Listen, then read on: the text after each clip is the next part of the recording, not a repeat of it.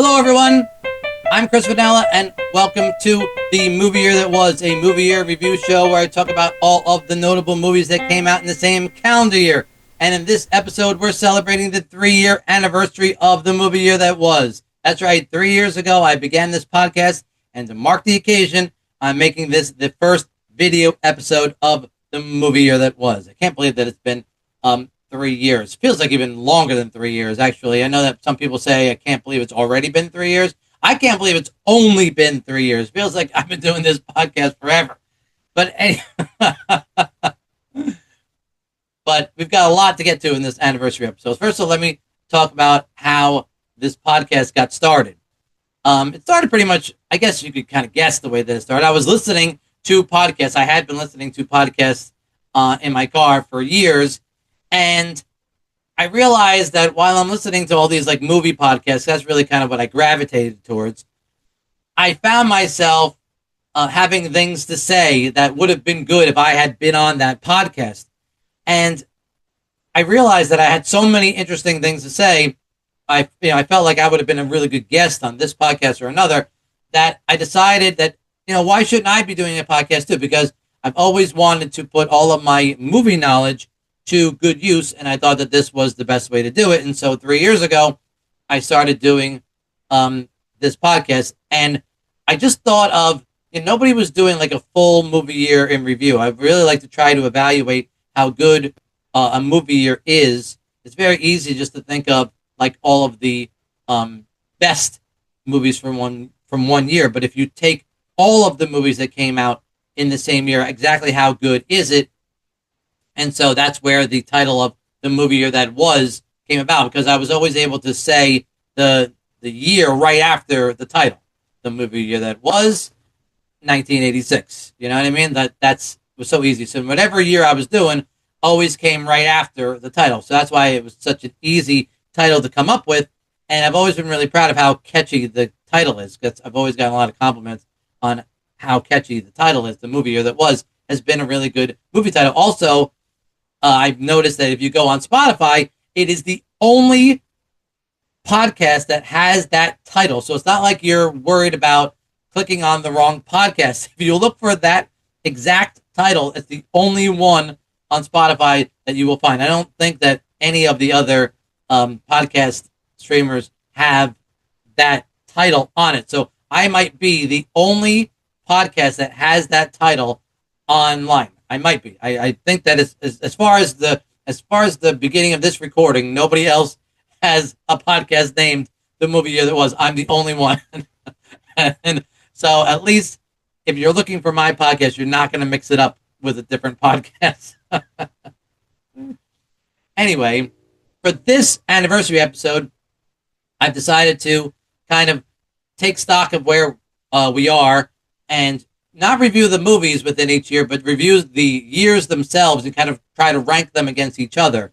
That has been a real challenge, because the movie years are all good. I haven't run across any bad movie years yet. So it's not like I can say I'm ranking these from best to worst. I'm just ranking these from best to next best, or, for least best, probably would be the last.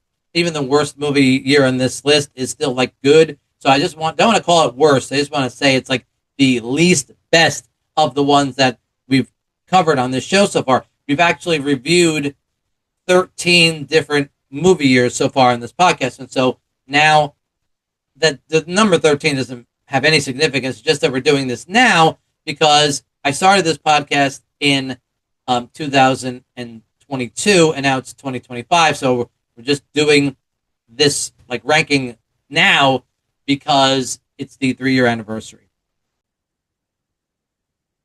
So which movie years have we done in this podcast so far? I guess we should really start there. And so far on this podcast, we've done the Movie Year That Was 1986. That was our pilot episode. Not a great episode. I really didn't know what I was doing. And although I did manage to finish the whole movie year in one episode, I don't want people to listen to that one first just because it's probably the worst episode of the podcast. It's just a pilot. It's just a pilot episode, so you have to take that into account if you're listening to that one first. Please don't think that that's the quality of the rest of the podcast because it isn't. It gets much better after the first episode. The next episode we did was the movie year that was 1988, and then 1994, 1998, the movie year that was 2005, then the movie year that was 1989. That actually had the most episodes to it. That one took us 4 different episodes to I finished that movie year. That's how many movies were in that year. Then 1993, 1983, 2023. Sorry, not 2023. 2003. I don't know. I miswrote that. I can't read my own handwriting. 2003. I haven't done the movie that was 2023 yet, but the movie that was 2003. Now, the reason I did 1993, 1983, and 2003 back to back to back was because that was in the movie. That was in the year 2023. So I was just kind of doing like an anniversary motif, and those movies were 30, 40, and 20 years old, respectively. So that's why I did those 3 years. Then we did the movie year that was 1985. Then the movie year that was 1987, the movie year that was 1984, and finally the movie year that was 2004. And again, the reason I did 84 and 2004 back to back because I did those last year, and again, those 2 movie years were celebrating their anniversary, so I wanted to do that. So I like doing movie years that are celebrating an anniversary now.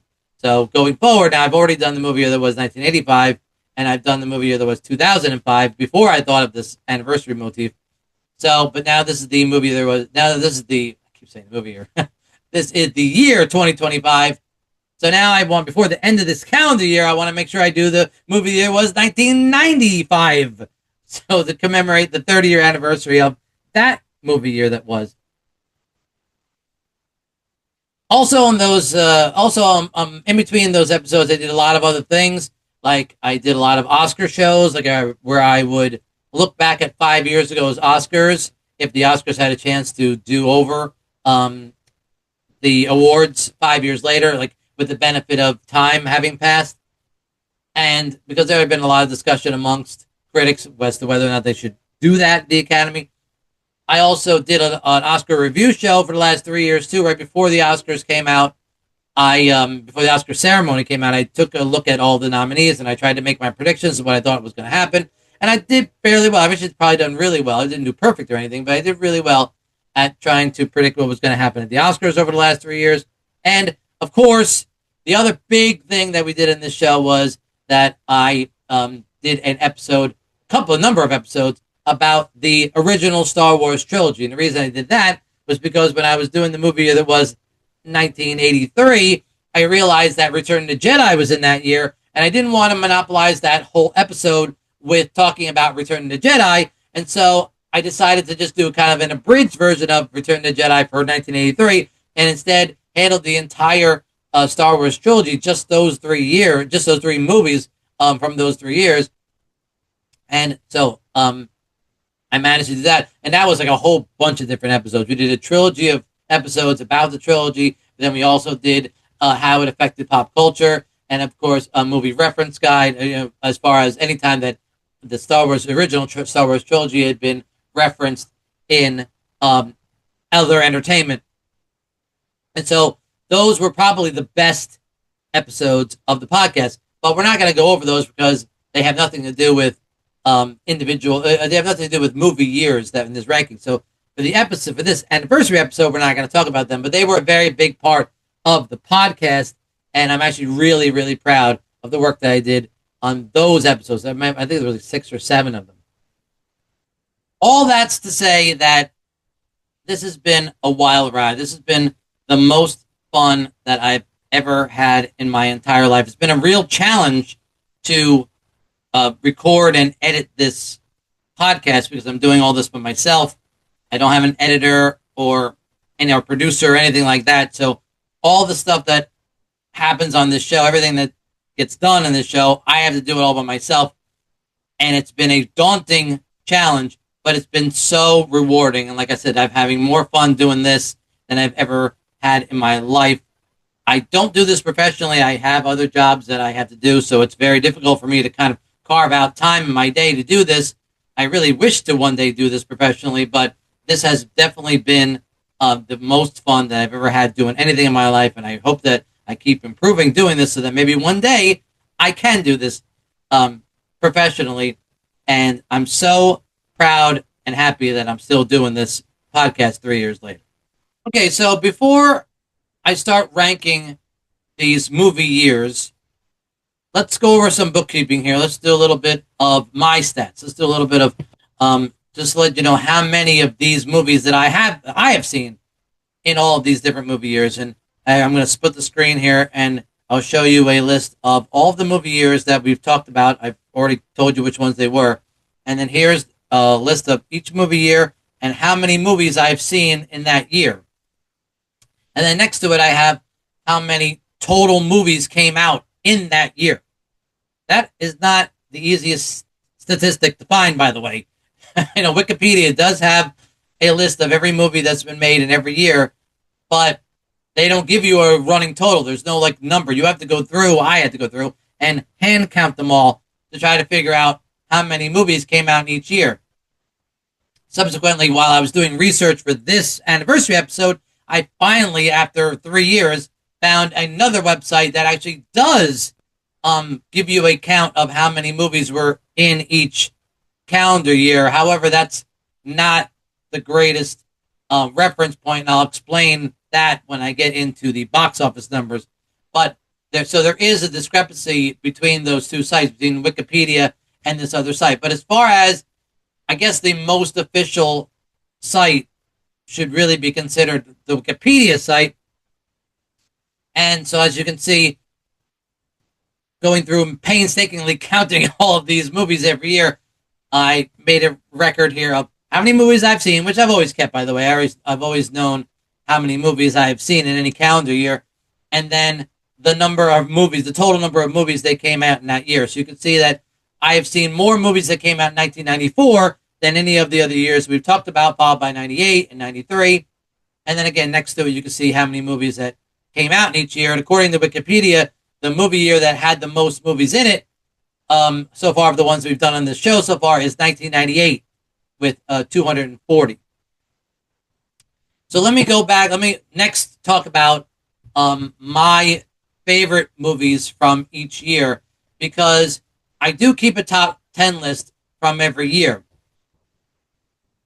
So let me go back and let's look at, again, this is just to go over my stats. And I want to look at my favorite movies from each year.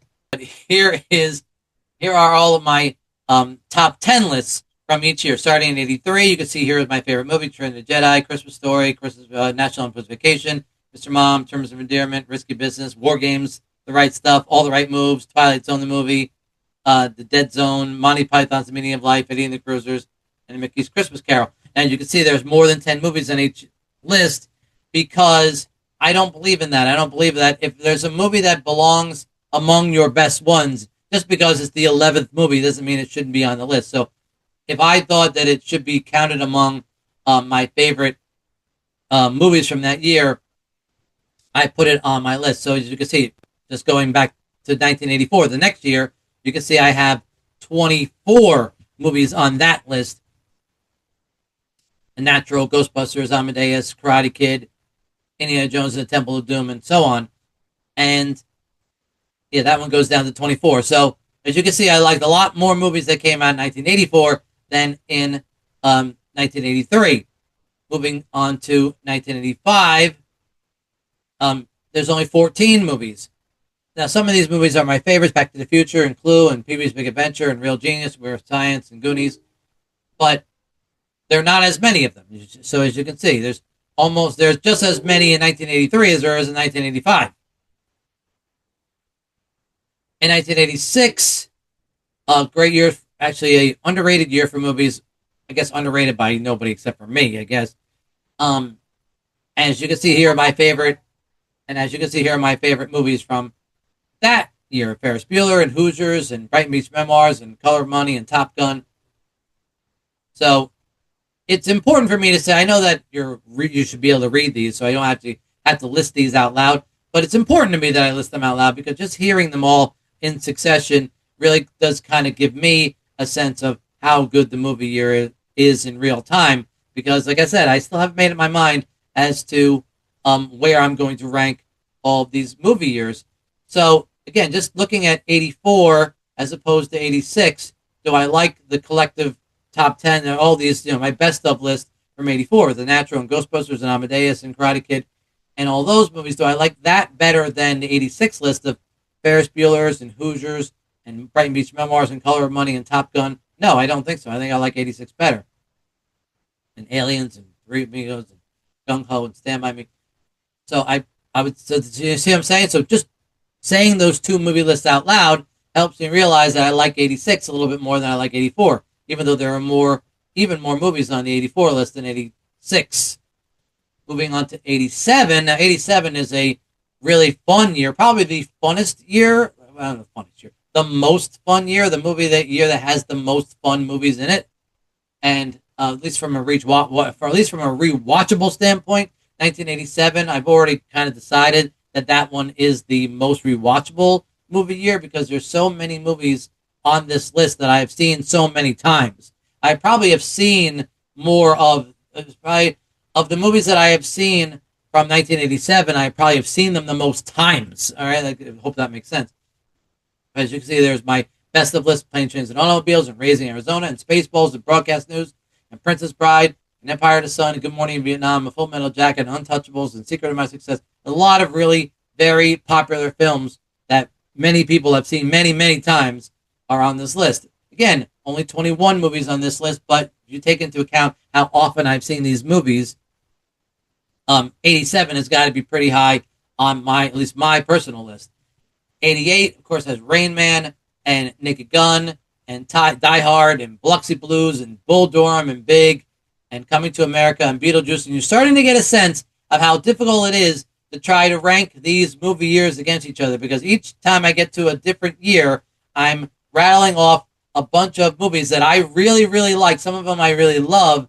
And so it's very difficult to try to decide exactly the order in which that I should rank these movie years. This is a real challenge. It doesn't get any easier. 1989, we've got Indiana Jones and the Last Crusade and Let It Ride and National Lampoon's Christmas Vacation and Field of Dreams and When Harry Met Sally and Skin Deep and Always and Born on the 4th of July and Say Anything and Dead Poet Society. See what I'm saying? How this keeps getting increasingly more difficult.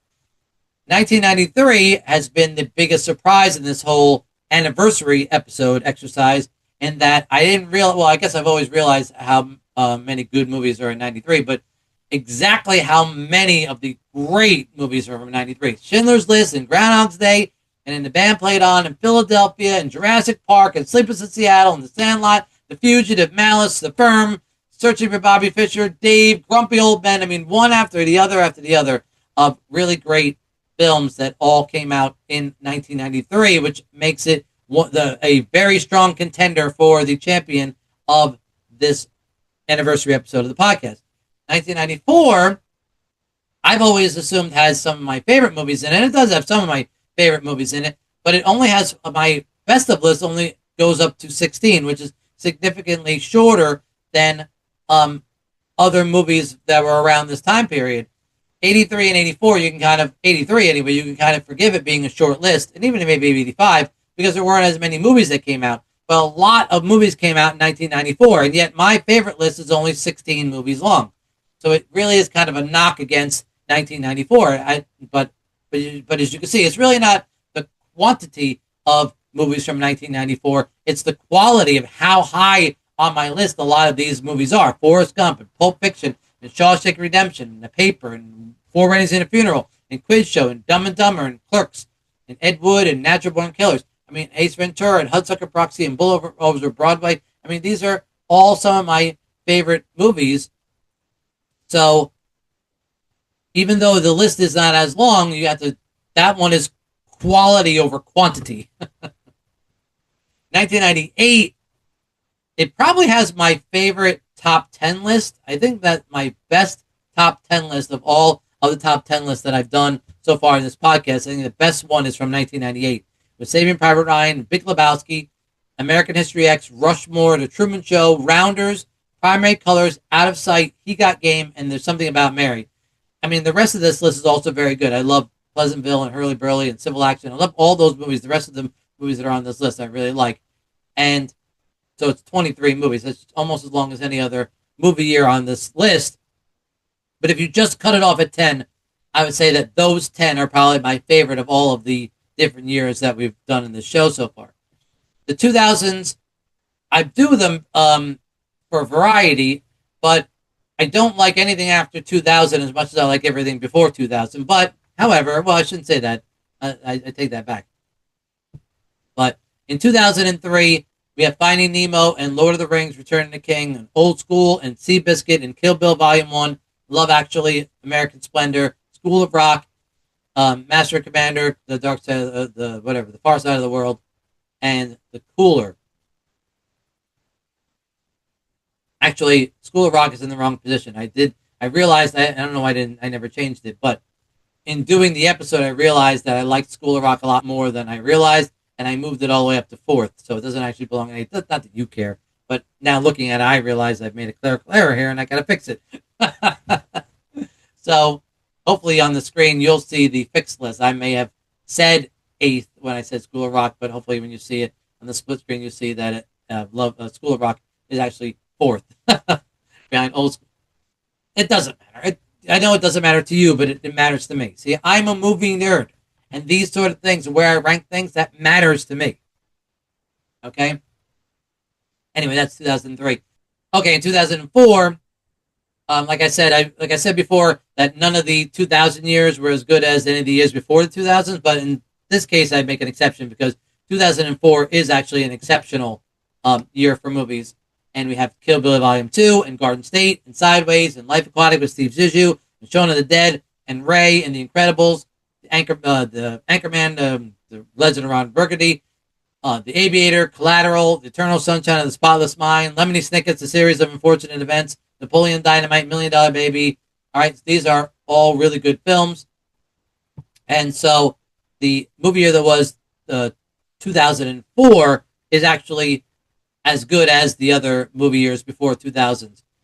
And then, of course, the most recent movie year that I've covered is the movie year that was 2005. And that one, there is War of the Worlds, Wedding Crashers, 40-Year-Old Virgin, Star Wars 3, The Revenge of the Sith, Brokeback Mountain, Cinderella Man, The Constant Gardener, Good Night and Good Luck, Batman Begins, Hitchhiker's Guide to the Galaxy, Walk the Line, Munich, The Squid and the Whale, Jarhead, A History of Violence, Matador, and Capote. And I said all those because they all were worth mentioning. And again, 2005 is probably one of the least of all the years we've talked about, and yet it's, again, quality over quantity. There's only 17 movies on this list, but again, like I said, it's quantity. That one is quality over quantity.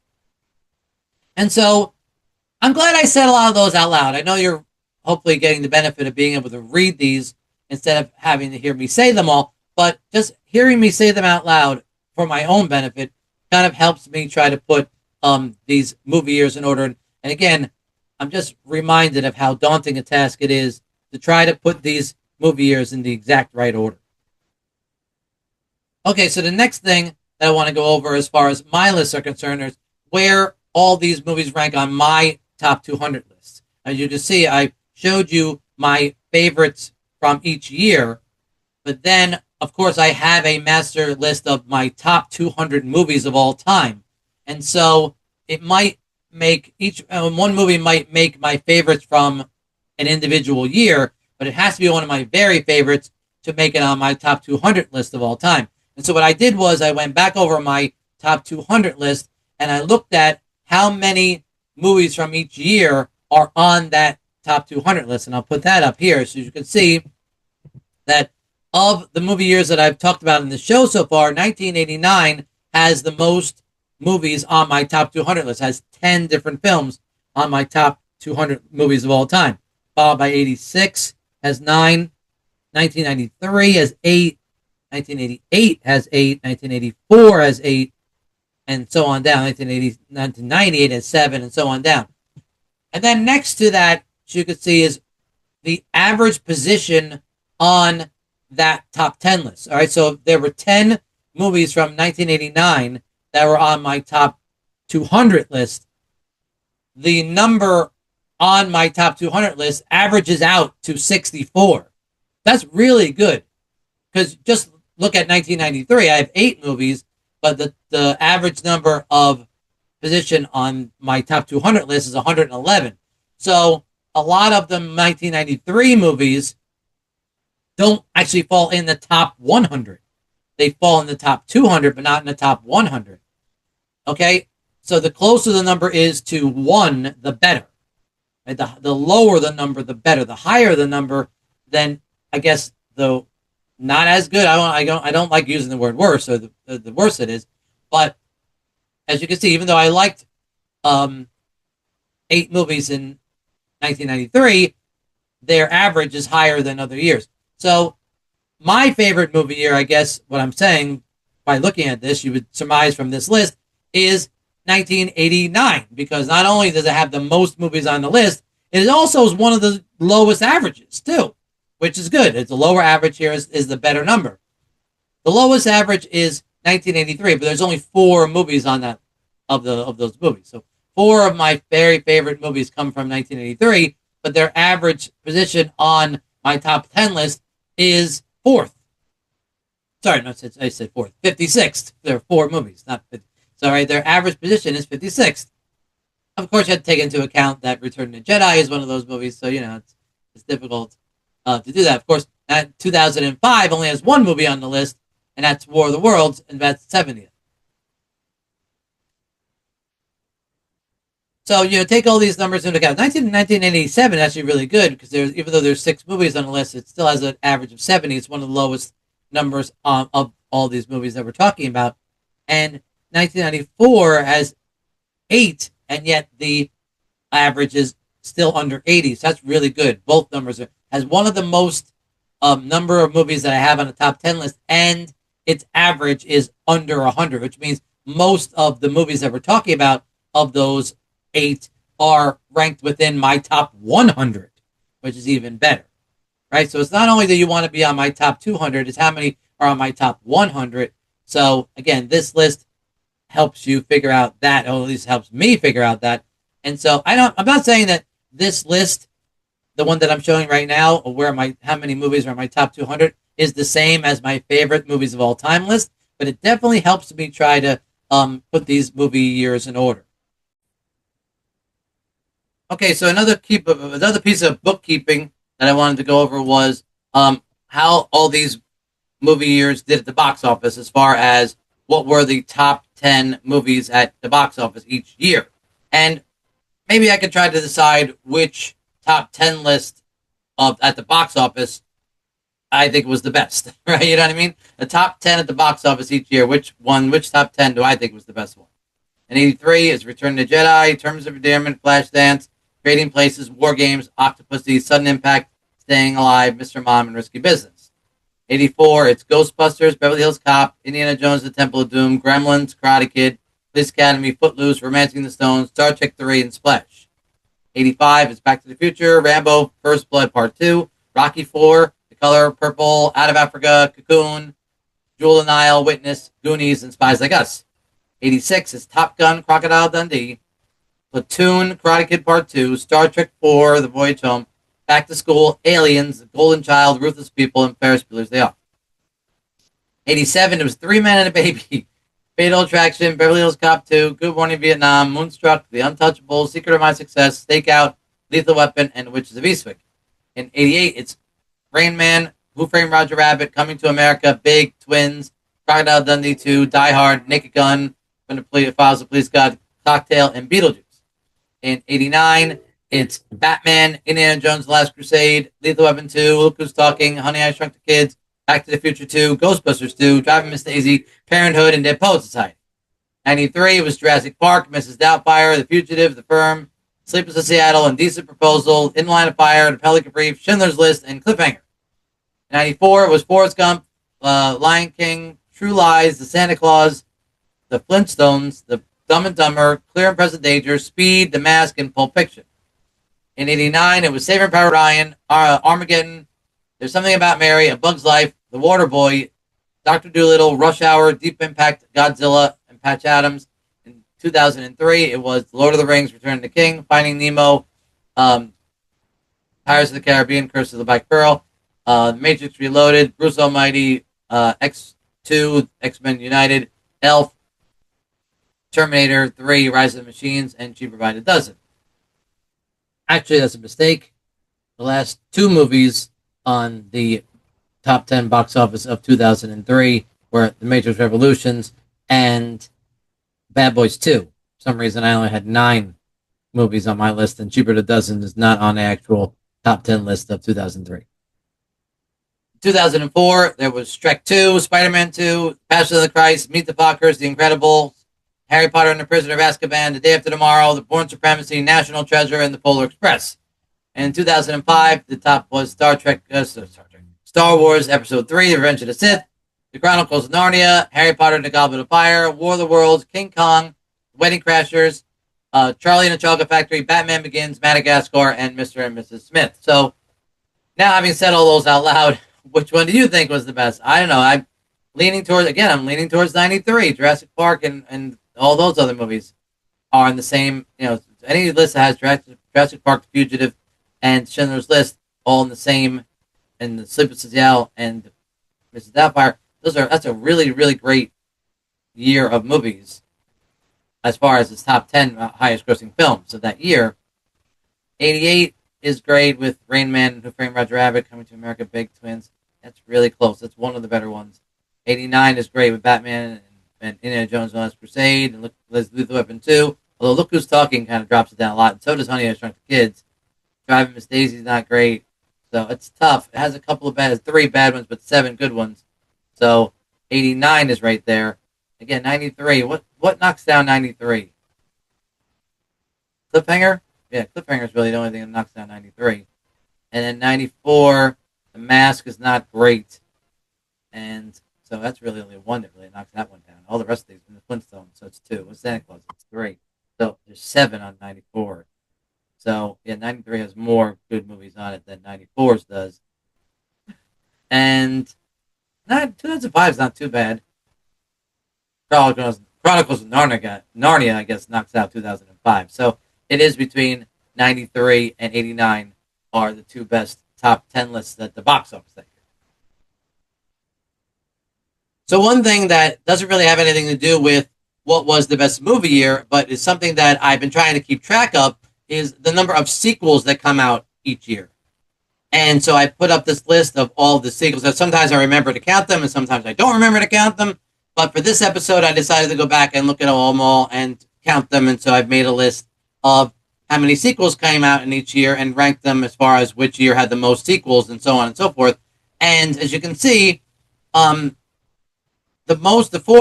3 most recent years I did in the podcast, 2003, 4, and 5, are the years that had the most sequels, which kind of makes sense. But then the rest of it doesn't kind of follow exactly as you would think. You would think that every single year there'd be more and more sequels, but that's not always the case. Some years it does go down in sequels. So I thought that the most interesting thing was in 1998, the year that had the most movies in it, actually it was tied for the least amount of sequels.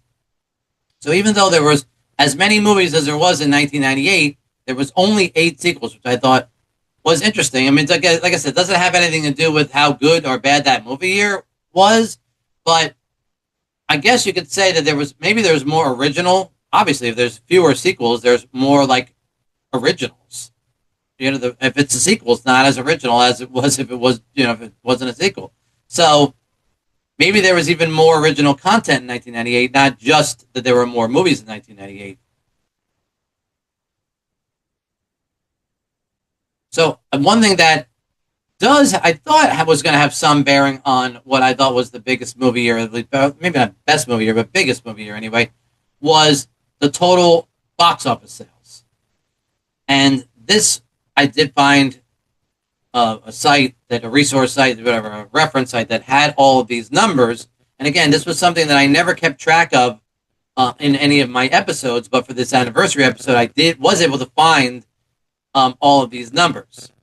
Unfortunately, after even doing all of the research and putting all the numbers together and ranking these movies as far as how much money they made at the box office for each year, that didn't help me. It just was a list of the most current years, really. 2004, 2003, and 2005 are the three most current years that I have done in this podcast, and they were the highest grossing years. And that makes sense. I mean, even when I adjusted for inflation between 1983 and 2005, for all of those different years that I've done, even adjusting for inflation, it's still that much higher. As you can see, the three most current years, actually the four most current years, were the highest grossing ones at the box office. And that doesn't factor into, it doesn't go hand in hand with the number of movies that came out in each year. Because remember, in 2004, 2003, and 2005, there weren't more movies than 1998. At least not according to Wikipedia, there isn't. So it's not a one-to-one. It's not like there were more movies being made, that's why the movies are making more money. And it wasn't the rate of inflation because I adjusted for the rate of inflation, and it's still, you can see, most of it's intact. It doesn't go year to year. It's not exactly every single year it goes up. As a matter of fact, 1984, which is very telling, it's such a good movie year that even though ticket prices were as low as they were in 1984, and 1984 doesn't have anywhere near the most movies made that year, it's still, when you adjust for inflation, in the middle of the pack as far as the amount of money made at the box office that year, which is really telling. I can't see any other year that wasn't that young. Well, one of the older years, I guess. Well, 93. 93 is kind of like in the middle of the pack too, as far as how old the movie year is. Right? It's not one of the newer years, but it's not. It's not really one of the older years either. It's right in the middle, and yet that one's towards the top. So that one's actually it's better on the list than when it happens. You know what I mean? It's not as current as you would think it would be on the list as far as amount of money made. So again, that's good. That's a good number for 1993. I can't see anything else in here that really stands out. Yeah, I can't really see anything else too much that stands out. Everything else pretty much goes in list of the newer the movie year, the more money was made at the box office. I guess that means that what you think it would mean, which is that the price of a ticket goes up faster than the rate of inflation. So even though there haven't been more movies that were made, each year the movie industry as a whole was making more money at the box office. Maybe there were maybe more theaters, you know what I mean? And every movie was being shown on more theaters, but whatever. So I was hoping, again, another metric that I was hoping was going to help me kind of figure out which was the biggest and best movie year was by going number of tickets sold, because that wouldn't matter for the price. The price of the ticket wouldn't matter. So I was hoping that was going to help me. Now, like I said, I was able to find a reference site that gave me those numbers. However, the only site that was able to give me those numbers as far as number of tickets sold, and again, I'll put this up for you guys to look at it. Again, it doesn't help me. It doesn't help me figure out what was the biggest or best movie year, because the site that gives me all these numbers, number of tickets sold, which was the same site that gave me the box office numbers, by the way, their number of films that came out each year, and they actually do keep a running total. I didn't have to count those by hand. That one, actually, if you scroll down to the end of each year's page, it tells you how many movies were made in each year. It's way, way off from the Wikipedia site. All right, it doesn't help me at all. It totally throws the whole thing out of whack. In 2005, 2004, 2003, and 1998, the four most current movie years that I've done on the podcast, their number as far as how many movies were made in each year, like in 1998, so sorry, 1998. 1998, there were, according to Wikipedia, there were 249 movies made in each year, but according to this by the numbers site, there was 439. So that's almost 200. That's right, it's 200 more movies according to this site than that site.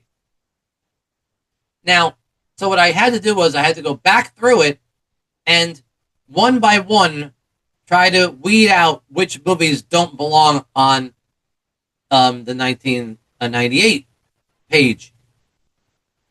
And I discovered the reason why, well, some of the reason why there was more numbers on the Wikipedia, more numbers on this site than on the Wikipedia site, and that's because they were adding movies that didn't come out in that year. Like if there was carryover from the previous year, like a movie came out in December, it was still in the box office in January, and if it was successful, it carried through February or whatever. So it made the majority of its money in the next year, even though it came out in the year before. So, or if there was a movie that was re-released in the theaters, it would, so long as it was in the theater during that calendar year, it counted for their box office numbers.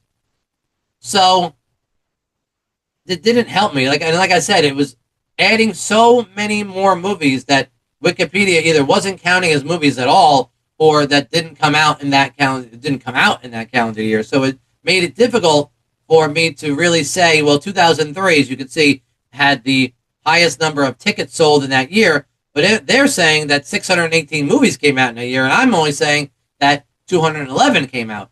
As a matter of fact, the number of tickets sold is my adjusted number. That's actually the site. That's not actually the number from the site. Their number is actually even greater than that. But I adjusted out the amount of tickets sold from the 618 closer to the 211. And that's still the number of tickets that were sold. And so, again, that doesn't make sense why there weren't as many movies in 2003 or 4 or 5 as there was in 98. And yet there were more tickets sold in those 3 years. You see what I'm saying? So there's something off.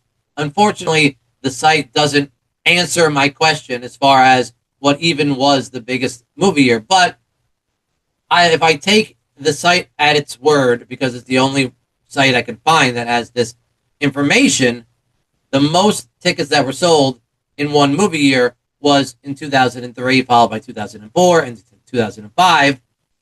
But when I did adjust it out, 1998 did fall below 1994. That at least made a little bit of sense, because there were more movies that came out in 98 than in 1993. Damn it, 1994. So I'm getting my numbers mixed up here.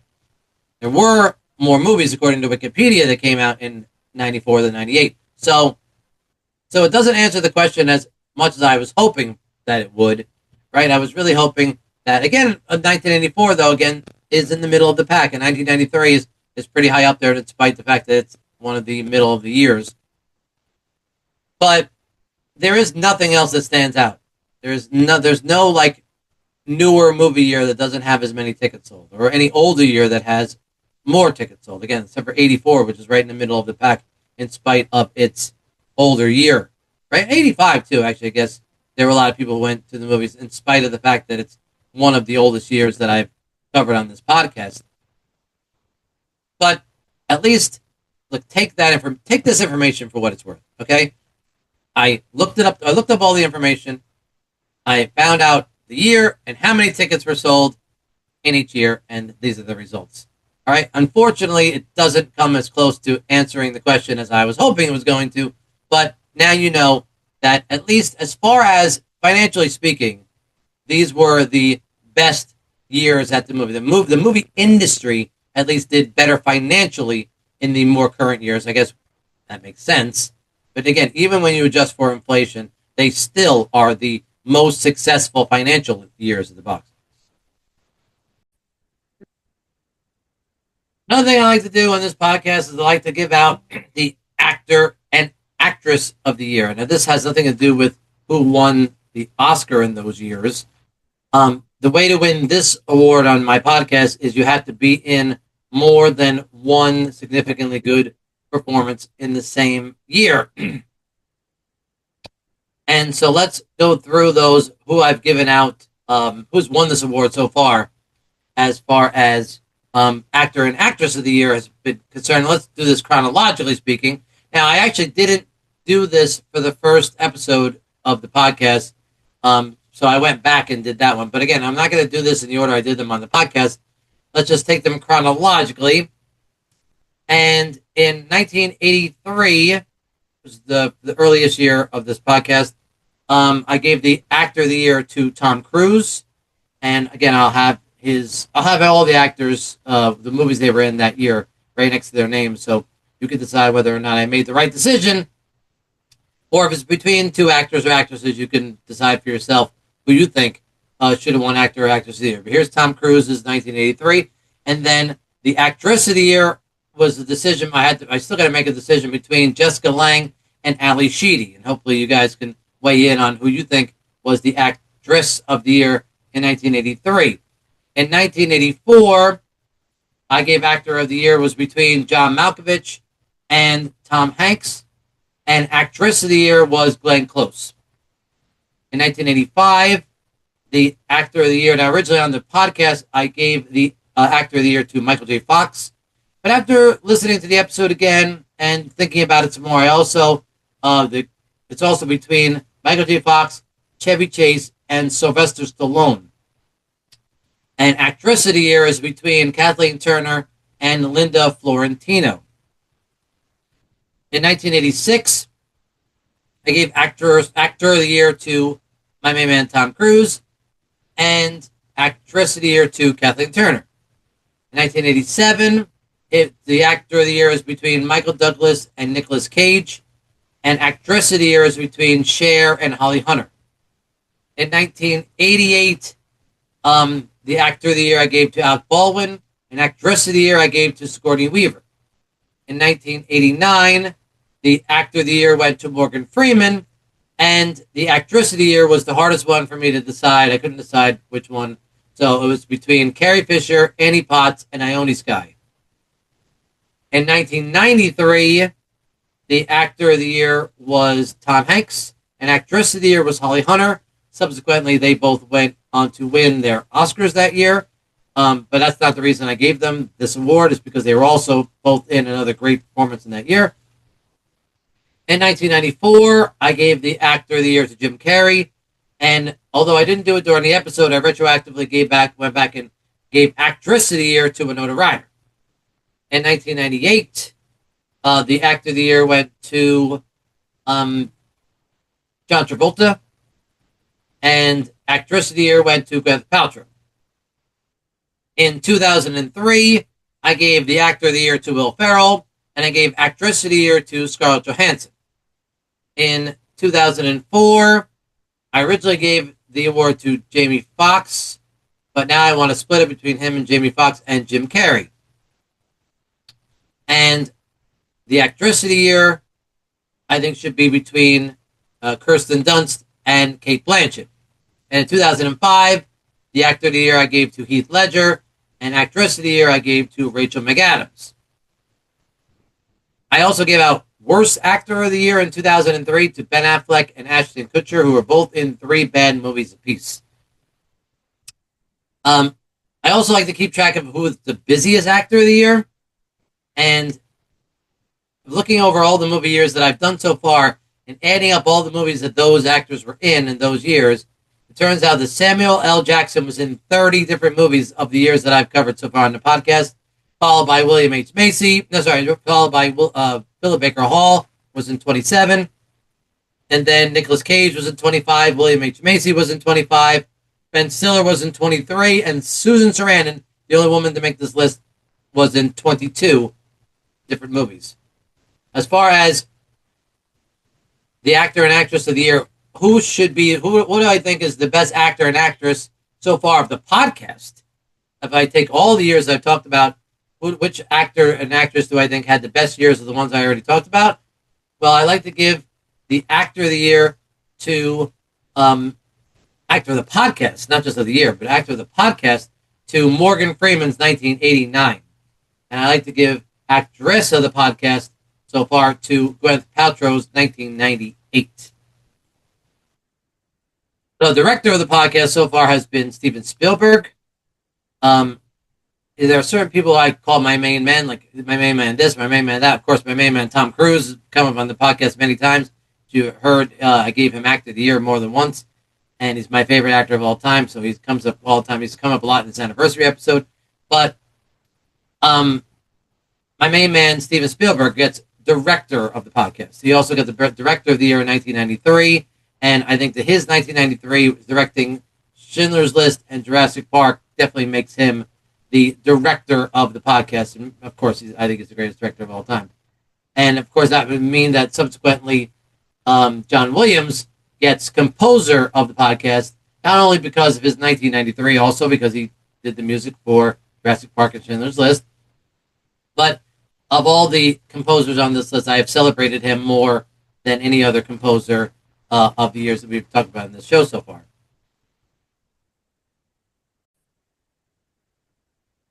Another thing I like to do in this podcast is I like to go over the Oscars.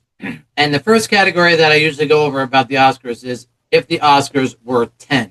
And that means the reason I name it that category is because in all of the years that I've done in this podcast so far, the Oscars that year only had 5 nominees for Best Picture.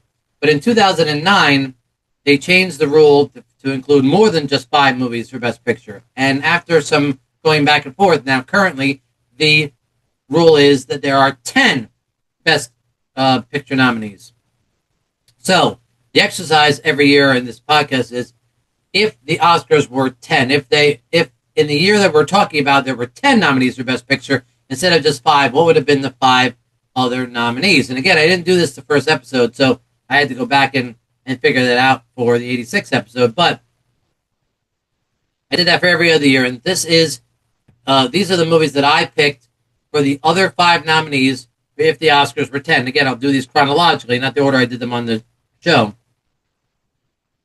But in 1983, I gave the extra 5 nominations to, one was Educating Rita, another one was a movie called Fanny and Alexander, another was Yentl, Silkwood, and Flashdance. In 1984, my choices were Once Upon a Time in America, Under the Volcano, The Natural, Greystone, The Legend of Tarzan, and Broadway Danny Rose. In 1985, I picked Back to the Future, Cocoon, The Purple Rose of Cairo, Lady Hawk, and The Trip to the Bountiful. In 1986, I picked Hoosiers, Peggy Sue Got Married, Crocodile Dundee, Stand By Me, and The Color of Money. In 1987, I picked The Princess Bride, Good Morning Vietnam, Full Metal Jacket, The Untouchables, and Wall Street. Of course, if those were the actual 5, now none of those movies got nominated for Best Picture, I understand. But if those were the 5 nominees, that would have been a really good 5 nominees, right? Not only there were the 5 good ones that were nominated, there were 5 other ones that weren't even nominated. That would have been just as good if they were the 5 nominees. Same is true of 88. We have Big, Die Hard, Who Framed Roger Rabbit, 8 Men Out, and The Accused. Also, none of them got nominated for. Remember, none of these got nominated for Best Picture, but probably would have if the Oscars were 10. In 1989, I picked Glory, Parenthood, Do the Right Thing, Crimes and Misdemeanors, and Steel Magnolias. In 93, I picked Jurassic Park, Philadelphia, Sleepless in Seattle, 6 Degrees of Separation, and In the Line of Fire. In 94, I picked Hoop Dreams, the remake of Little Women, Bullets Over Broadway, The Lion King, and Speed. In 1998, I picked The Truman Show, American History X, Pleasantville, Primary Colors, and Affliction. In 2003, I picked Finding Nemo, American Splendor, Monster, Cold Mountain, and The City of God. In 2004, I picked The Incredibles, Hotel Rwanda, Miracle, Closer, and either The Notebook or Friday Night Lights. You guys decide which one should have been the 5th nominee there. I'm not sure. And then in 2005, I picked The Squid and the Whale, A History of Violence, Walk the Line, Cinderella Man, and Memories of a Geisha. Now, not every single movie on that list is very popular or even well-liked in looking back. But what I always have tried to do is I've tried to think about, like, what would I do if I were an Oscar voter from that year, not just this year. And a lot of these movies got nominated for a lot of other Oscars at the Oscars that year. So, like a movie called Fanny and Alexander, which is a foreign language film, which most people don't know nowadays, it won 2 Oscars that night and was nominated for a couple of others. So it certainly would have been part of the 10 nominees if the Oscars had been 10.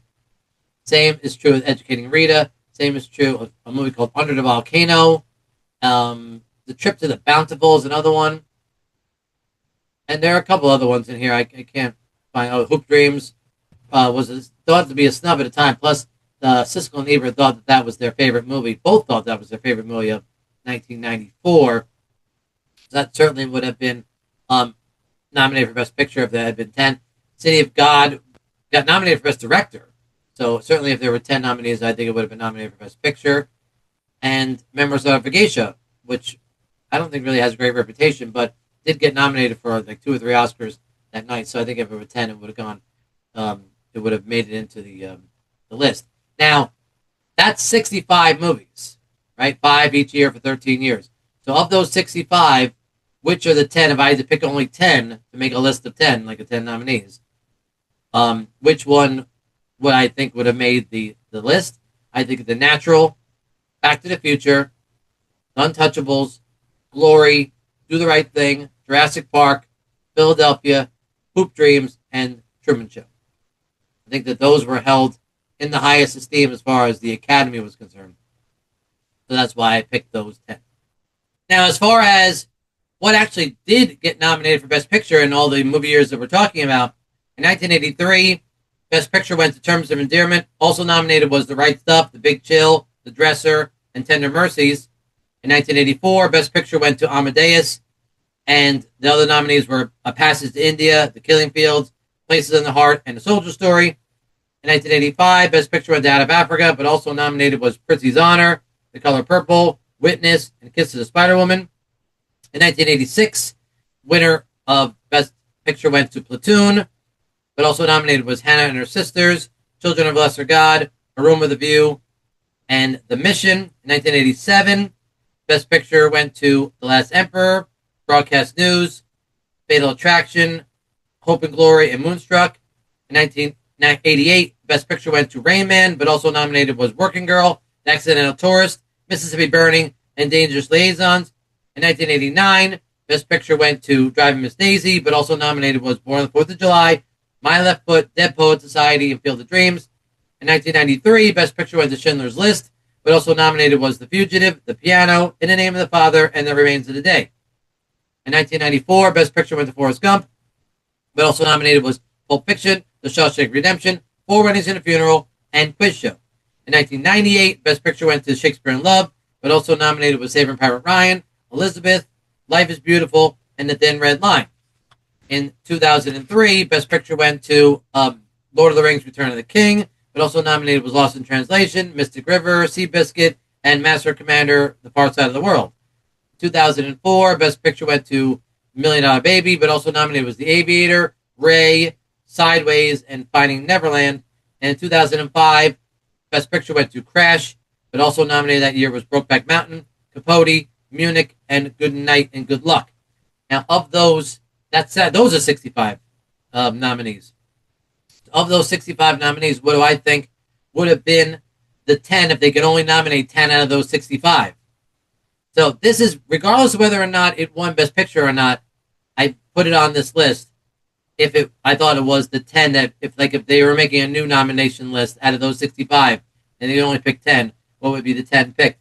And I picked Schindler's List, Saving Private Ryan, Lord of the Rings, Return of the King, Rain Man, Pulp Fiction, The Shawshank Redemption, Forrest Gump, Amadeus, Born on the 4th of July, and Brokeback Mountain.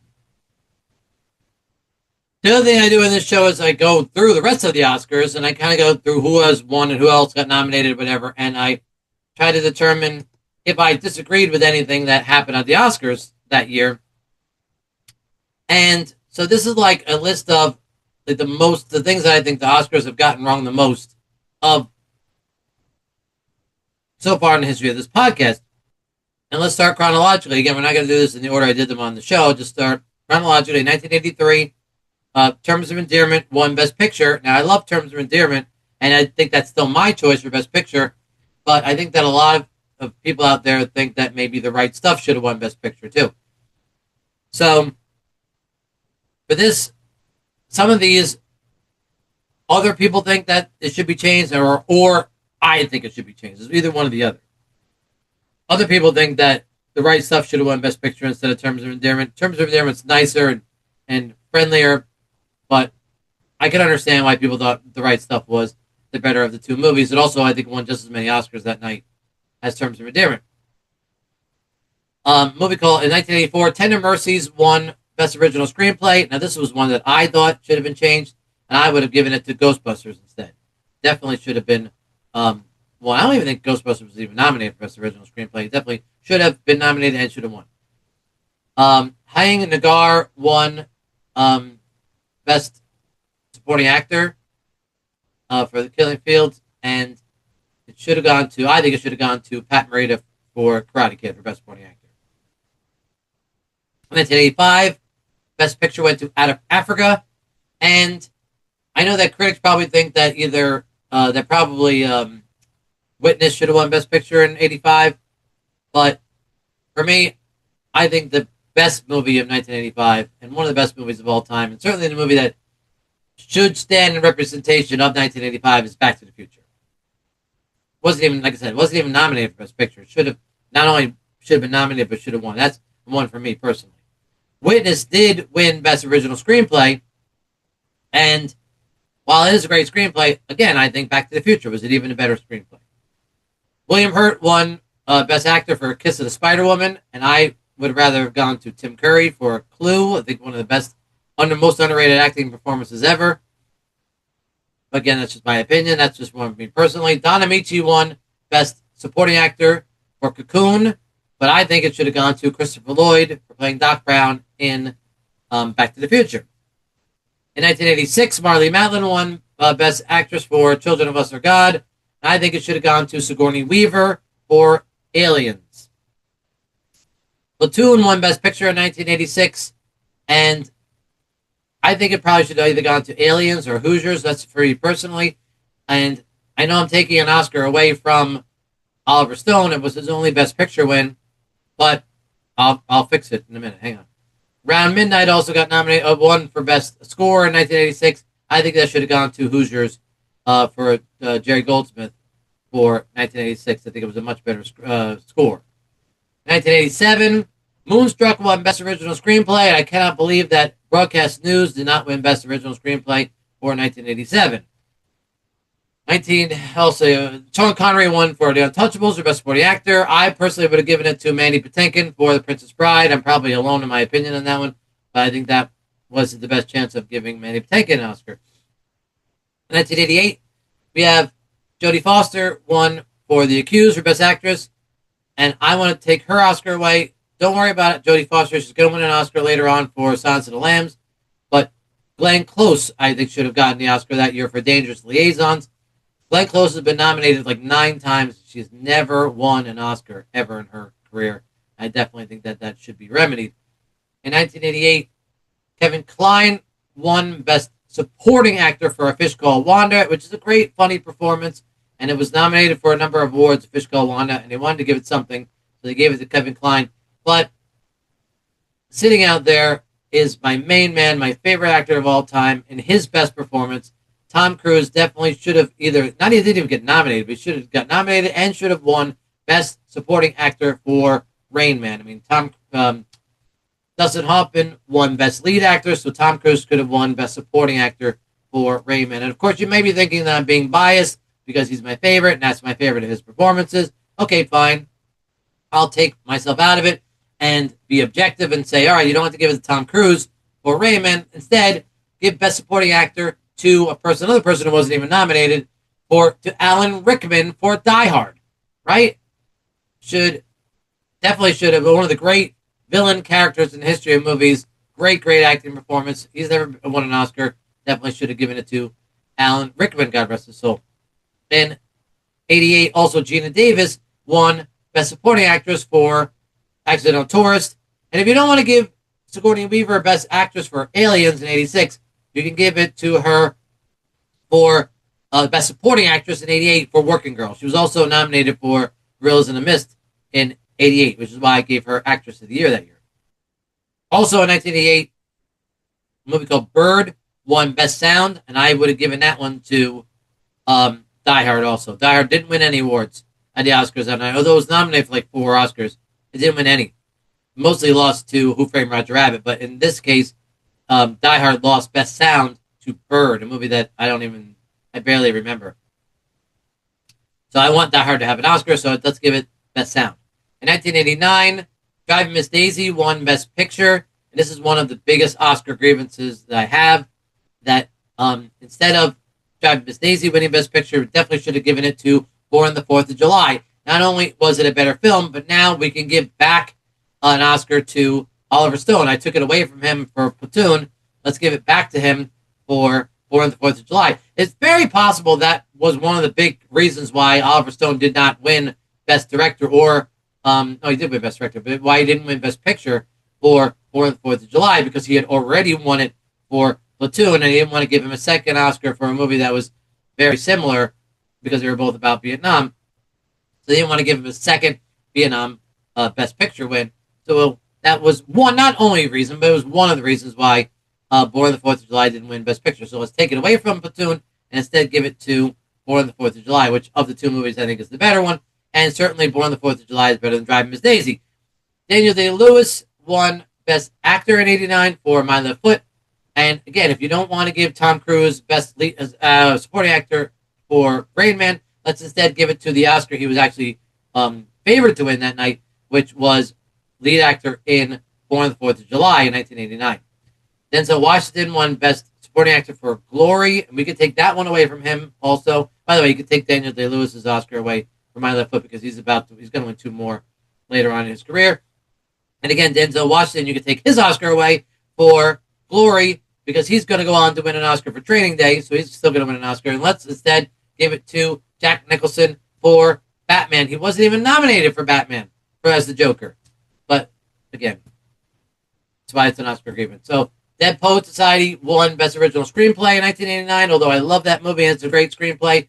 Let's instead give the Best Screenplay Oscar to When Harry Met Sally. Oh my God, one of the great screenplays ever. And Nora Ephron, a very accomplished screen writer. She never won an Oscar in her entire career. In 1993, Tommy Lee Jones won Best Supporting Actor for The Fugitive. And it's a great performance, but also, instead, I think I would have rather either seen Leonardo DiCaprio win for What's Eating Gilbert Grape, Ralph Fiennes win for Schindler's List, John Malkovich, who was actually my pick for that year, should have won for In the Line of Fire, or Ben Kingsley also could have won Best Supporting Actor for Schindler's List. He wasn't even nominated. In 1994, Forrest Gump won Best Picture. Now, I'm not saying that I personally want to take Forrest Gump's Best Picture away.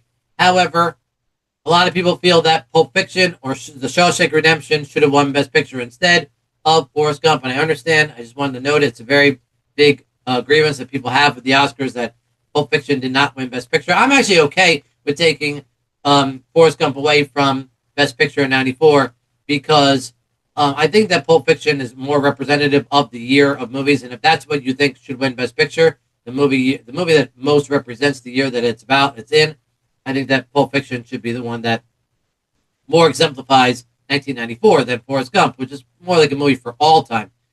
Also, you could take the, I'll get to that in a second.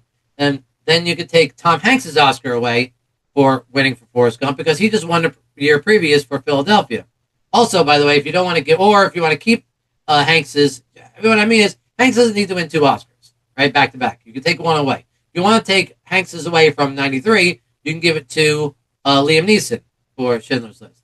If you want to take it away from Forrest Gump, you instead could either give it to John Travolta for Pulp Fiction, or you can give it to Tim Robbins from Shawshank Redemption. By the way, Tim Robbins wasn't even nominated for Shawshank Redemption. Martin Landau won for Best Supporting Actor for Ed Wood, and this is one of the biggest Oscar grievances that I could think of. And that was that Samuel L. Jackson did not win for Pulp Fiction. Gary Sinise also could have won for Forrest Gump, but of course I think Samuel Jackson is definitely the snub here. He was nominated, but did not win for Best Supporting Actor for Pulp Fiction. Robert Zemeckis won Best Director for Forrest Gump, and I think he's more known for directing Back to the Future, or even maybe Who Framed Roger Rabbit, but maybe I'm wrong about that. Maybe he's most known for Forrest Gump, but anyway, I think you instead should give Best Director for Quentin Tarantino for the movie that he is most known for directing, and that is for Pulp Fiction. Jessica Lange won Best Actress in 1994 for a movie called Blue Sky, which I am sure I saw because I tried to make a point to watch anything that was nominated. But instead, I'd like to give that award to Best Actress to either Meg Ryan from When a Man Loves a Woman or Linda Florentino for The Last Seduction. In 1998, Best Picture went. Best Picture went to Shakespeare in Love, and this is probably the second biggest Oscar travesty of all the years we've covered on this podcast so far. It definitely should instead have gone to Saving Private Ryan. This was a Harvey Weinstein thing where he lobbied against Saving Private Ryan and lobbied for Shakespeare in Love. And yeah, Shakespeare in Love is a nicer movie, but definitely if you're ranking them, Shakespeare in Love's here and Saving Private Ryan's here and Shakespeare in Love's down here. You know what I mean? They're both very good movies, but one is clearly better than the other. James Corbin won Best Supporting Actor for Affliction, and there were 4 other nominees.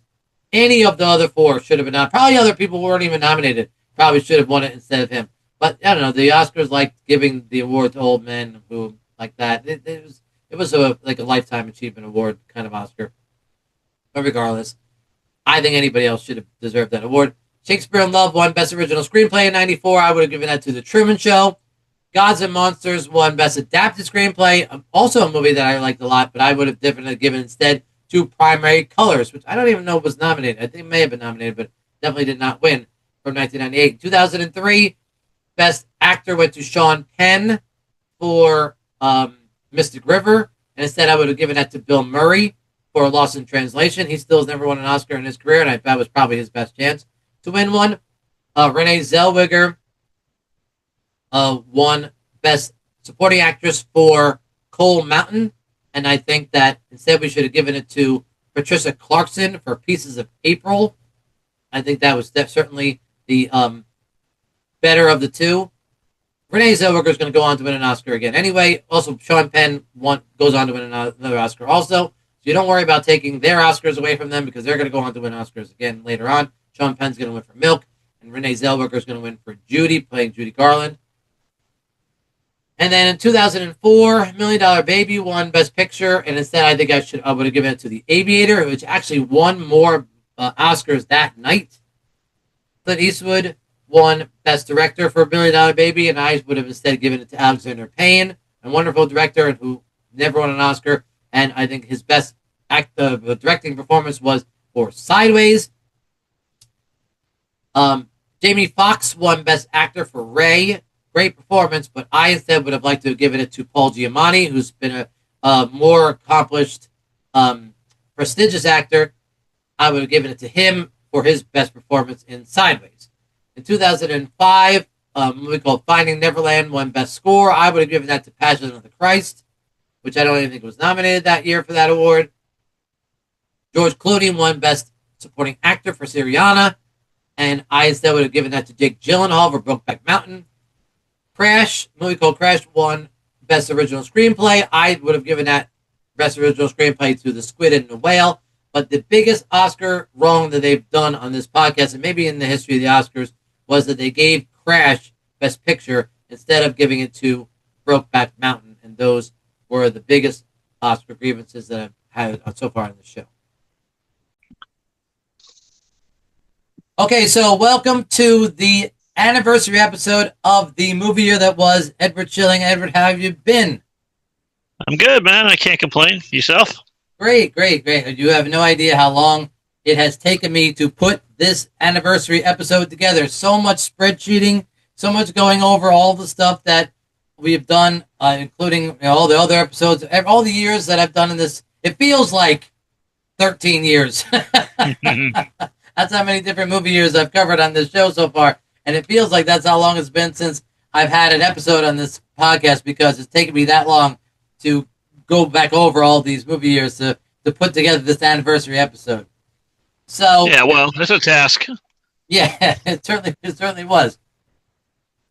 So you have been on 7. I looked it up. You've been on 7 different movie years. You and I have covered 7 different movie years, and almost all of them were except for the first one, they were all multiple episode years. And you were also on almost all of the Star Wars related episodes of this podcast too. So you are by far my most frequent guest on the movie year that was. Nice. All right, so I guess right off the bat, I had to thank you because without you, I probably would never have had a guest. So I really appreciate you know as well as I do how difficult it is to like carve out time in your life Yeah.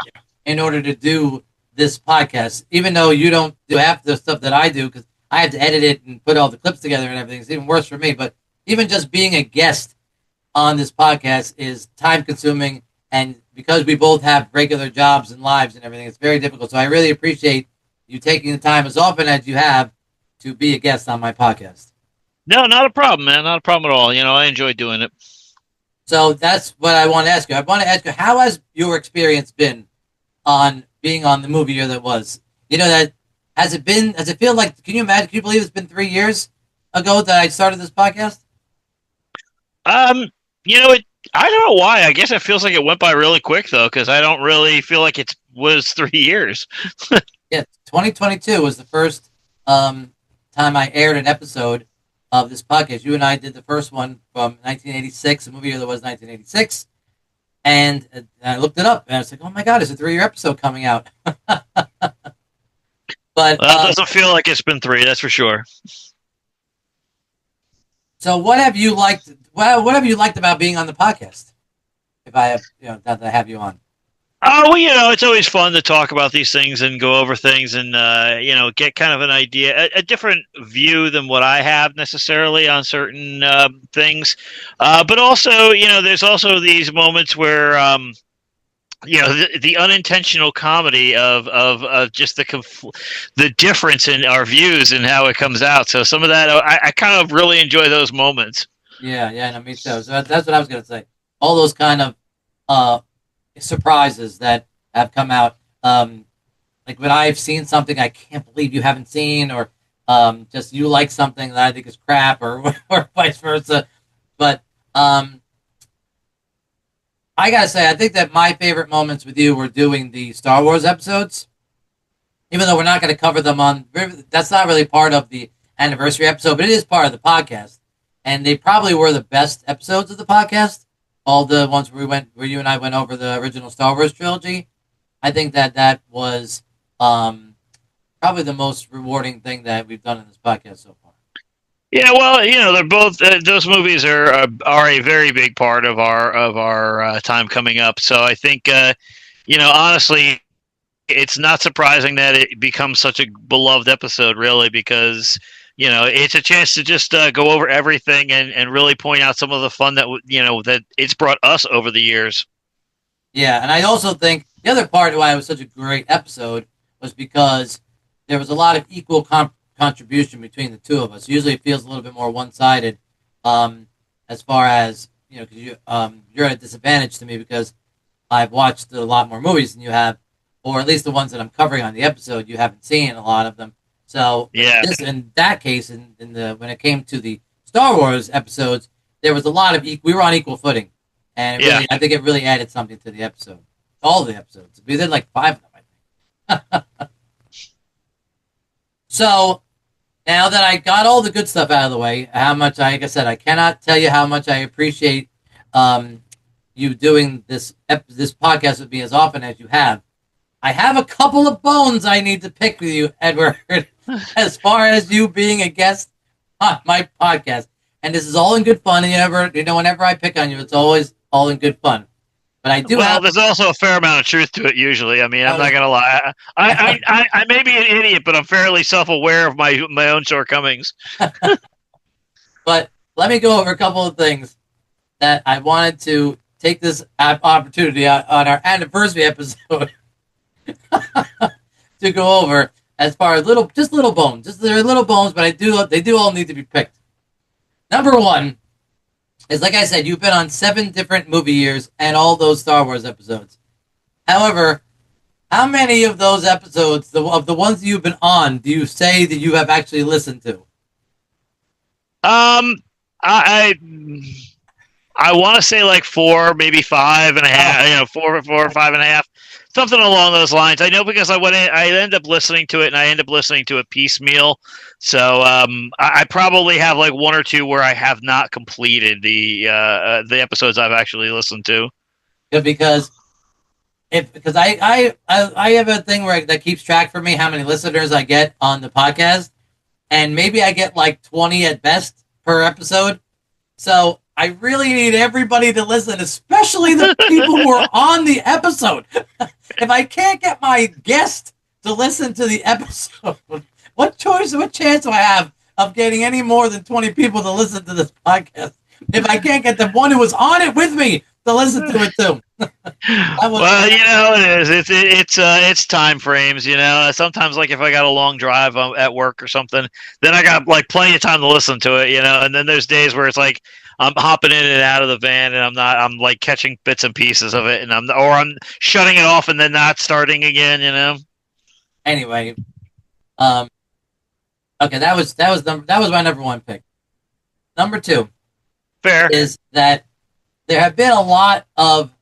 I feel like you don't really prepare as much for this as I do. I'm not asking you to prepare as much as I do, but if you know that we're going to do a particular movie here, I always send you like a spreadsheet, and it has all of the notable movies that are going to be from that year, right? So I feel like I really would like, I'm going to ask you again, I've asked you this numerous times, to try to make more of an effort to watch more of the movies of the year that we're going to be talking about. So that way you can contribute more. So hold on, that brings up our list. That brings up that spreadsheet that you and I were referring to off camera about your list. I call it Edward's lists. Okay, this is all of Edward's list, and this is a video episode, so the people who are watching this, I'll probably have like a split screen, and they'll be able to see this list. Now on that list, if you scroll down to the bottom, you'll see this list that I've made, and this was from when I went back and listened to the episodes that you and I were on together, and I made a list of the movies that you had not seen yet. And as of this taping, have you seen any of these movies since then? Any of the movies that were taught? Like this, you can scroll through it. There's like 200, there's over 200 movies on this list. I'm wondering if you have seen probably not any, and you still have not seen any of these movies. Now, I won't bore anybody who's not watching this, or anyone just listening to this. I won't bore you by actually saying all these movies out loud. However, there are movies on this list that you would never believe that somebody our age has not seen. Like Say Anything, and The Truman Show, Big Lebowski, and Dead Poet Society, and what's another good one? Hang on. Deep Impact you hadn't seen. Out of Sight. Yeah. The Negotiator. No. Rounders. Night at the Roxbury you hadn't seen. Rushmore. Any of the Wes Anderson movies. You haven't seen any of the Wes Anderson movies. No, yeah, I have not seen any. I did actually go back and watch Shaun of the Dead, though. So right. That I did not. But did I put that on this list? I don't think. I don't know. I'm just saying. I just remember that being one where, like, without actually scrolling the whole list, I did actually remember saying, I'm gonna go watch that one. Damn it, I gotta get some of these in somehow. I remember emailing you about that one and saying that one you definitely like, and it turns out you didn't like that one. Yeah, it's not that I hated it. I just didn't. I really didn't find it to be. I thought I would like it better than I actually did. So yeah. So what else was on here that I couldn't believe you hadn't seen? Rushmore, like I said. You had not seen The Waterboy. You weren't an Adam Sandler guy, right? So that's why you hadn't seen Waterboy. I do believe I've seen that actually since then. I can actually erase that one off the list then. Good. Yeah, I do believe I've actually seen that. Actually, they were. I was realizing when I was re-listening to some of these episodes, some movies I just talked about, and then I didn't even ask you if you'd seen them. You didn't have anything to say about them, so I guessed you hadn't seen them. Like the ones at the end of this list, like I didn't know whether you had seen Dangerous Liaisons. No, I have not. Okay, or The Accused. I have not, and I think the only reason I haven't seen The Accused is someone spoiled it for me, so I knew the ending of it, and after that I was just, I'm not gonna watch it. I don't think it's the kind of movie you need to have the ending spoiled for you to not watch it. I don't whatever. I knew about the Ocean's movies because you told me you had the box set of that and you hadn't opened it yet. Still sitting there on the shelf. It really is. The Bourne Supremacy. Had you seen any of the Bourne movies? I have not. You haven't seen any of the Bourne movies? Nope.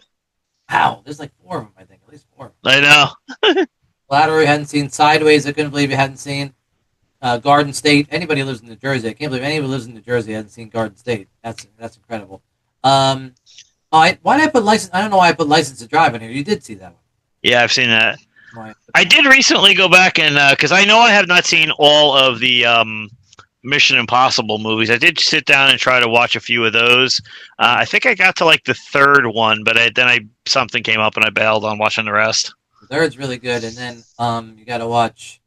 All of them are good. All of them are good. Two or three. Fallout. Fallout's the best. I think Fallout's probably the best one.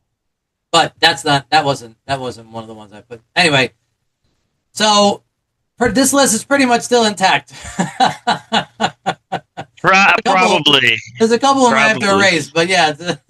So these just imagine having this is Edward. This is my most frequent podcast guest, and he hasn't seen any of these movies. Well, I mean, in my own defense, I have seen quite a few of awful movies, so I probably have more on that end than you do. Now that was my next thing. This one's not really a nitpick. This was not really a bone I'm picking with you so much as I think this is something we need to do going forward, and that is, and this is my fault as much as anything, is that what you just said is probably very true. You have probably seen a lot of movies that I haven't seen, and whenever we're going over a list of whatever years worth of movies, you have access to the same Wikipedia page that I use to find all these movies. If you see movies that you have seen that I haven't included on my notable list, I would very much like you to bring them up and even talk about them if you're passionate about if you like those movies or have something interesting to say about them, because they're part of the movie that was too. And if I'm leaving, I don't want to leave out anything important, and it might give you a real opportunity to contribute to the podcast too moving forward. So next year we're going to do together is hopefully 1995. I want to do that before the end of the year.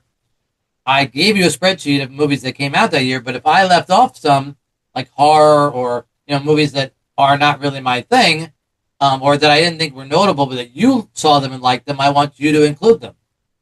Right. Well, sometimes, I mean, I'll be honest. Even though I've seen a lot of movies that probably aren't on your list, there's often times where I'm just I will pass on it mainly because I've seen it. It doesn't necessarily mean I have anything overtly. I don't have any real love for it per se. I mean, yeah. There are times where, I mean, just as a throw it out there example. Police Academy 6. I've seen it. Do I love it? No, by not any means. It's one of the worst of the series, and it's probably one of the worst movies that they've ever that's out from that time frame. But so a lot of times on that stuff, I'll just be like, yeah, no, I've seen it. Okay, well, I'm always happy you've seen anything. Because I'm sure I didn't go into Police Academy 6. I don't even know if it was on one of the movie years that we did, but if it was, I just mentioned the title. You know what I mean? There was another Police Academy movie. That's probably all I meant. That's probably as far as I got into it, because and that's probably as far as you should go into it, to be honest. Exactly, but that's probably as far as I went with it. I wouldn't have gotten into it, but but you understand what I'm saying. Oh, the other thing my other suggestion, and I'll make the suggestion again, is that if I send you a list of movies that you haven't seen and you recognize the titles, but you're not sure whether or not you'd be interested in seeing those movies, or you realize you don't have the time to actually sit through those movies, watch the previews. We have YouTube. We have all the world's information at our disposal. So you know what I mean? You can just watch the preview for that movie. So you get at least a gist about what the story is about. And if it's interesting to you and you think you really like it, you can go ahead and do the next step, which is watch it. But even if you don't, you could at least say, oh yeah, I went back and I watched the preview for that one, so at least I know what it's about. So maybe you could have something that's, you know what I mean? At least that you could contribute. You say, well, it looked really good, and I like that this was in the preview or whatever, and so just an idea. Yep. So my last nitpick is about, and I think I may have even brought this up on other episodes, is how you make your top 10 lists. All right? Because, Edward, you're a very unique person as far as it comes when it comes to your what you like, and but not just what you like, but in how you determine what you like. Now, you could say I'm out there, man. It's chaos. It's not well. Also, I'm interested in noting the criteria you use in order to determine what are your favorite things. And it feels like over the years that you've been on the show, that your number one criteria to whether or not you like a movie, whether it belongs on your best of list, is have I seen it the most times? Like the movie you've watched the most seems to be the one that you favor the most. There's a fair amount of truth in that, but I also think there's a fair amount of truth in it's a cause and effect thing. The reason why I have seen it so much is because I do enjoy it as much as I do. Yes, but that's true. But the movies that have been around longer, you're obviously going to watch them more because they've been around longer. That's true. And as you have pointed out in the past, when we were kids, we didn't always have a choice as to what we watched. Yeah. So if it was on the most times, we wound up watching it the most times, but it didn't mean that we liked it the most. We were just kind of stuck watching it. Also, with one of your years, there's one year, the 1998 year, which was the wildest top 10 list in the history of all top 10 lists. That was your main reason for picking Spice World as your favorite movie of 98, because you wound up watching it more times than any other movie that came out that year. Yeah, that is fair. It wore you down into liking it, even though It did. It beat me over the head with poppy tunes and short dresses and said, like me, like me. It did, apparently. I was programmed well. So, I have up here all of Edward's top 10 lists. And I didn't put them in the order that the episodes aired. I just put them chronologically. And you can see from 84, he was on the 1984 episode, 1985 episode, the 86, the 88, the 89, the 98, and the 2004 episode of the movie year that was. And I'm showing our viewers all of your top 10 lists. So this is one thing that this is another thing I don't want to say you're doing it wrong, but you kind of are doing it wrong. And I don't mean to pick on you, but I'm doing it my way. But I know, well, you're doing it wrong. I don't know how to say it. You're doing it wrong. Okay, so let's look at your overall list. Okay, right? When I asked you to take all the years you've been on the show, right? And then I asked you to make a best of that list. And you gave me 10 movies. Okay? And you can see it's Back to the Future, Ghostbusters, Aliens, Breakfast Club, Terminator, Die Hard, The First Nightmare on Elm Street, National Lampoon's Christmas Vacation, Great Outdoors, and Transformers the movie. Okay, so let's start with Aliens and Transformers the movie, which both came out in 1986. That was our first episode. When we did that episode, your number one film in 1986 was Transformers the movie. And you put Aliens as your number two movie. Right? And we're in agreement, right? You can see the list. Yeah. Okay. But then, on your overall list, you put Aliens as number 3 and Transformers as number 10. So, which list is wrong? Is it the 86 list is wrong, or is the overall list wrong? Probably the overall, yeah. I would say that. So Transformers is ahead of Aliens. Yep. Now you've created a huge mess for yourself. Because is Transformers also ahead of Great Outdoors and National Lampoon's Christmas Vacation and Nightmare on Elm Street? So which one's too high? Is Aliens too high, or is Transformers too low? You see what I'm saying? Because in order to move Transformers in front of Aliens, it also has to jump over Great Outdoors, National Lamp. See what I'm saying? So how do we fix it? How do you want this to really look? Do you want Transformers ahead of Aliens, but do you also want Transformers in front of all those other movies too? Okay, that's a fair point. I mean, honestly, I'm going to have to say that Aliens would probably be, those other movies are probably better than Transformers, yeah. Okay, That hurt. That uh, hurt. sorry. Sorry to do this to you, but that's how you made your list in '86. So Aliens now has to come off of number 3 and move down to number 10, and everything else moves up a spot. Is that fair? Okay. Yep. Okay. That's good. I'm glad I got that one out of the way. That's one. It ain't over. It ain't over yet. There's another one. Hold on. What's another one? Oh, There's yeah. another one. There's another one in I'm here. sure Okay. I backed myself in the many corners. Not too many, but there you go. There's another one. Okay, 1984. 1984. You have Ghostbusters as 1, and then Terminator as 2, and then Indiana Jones and the Temple of Doom as 3.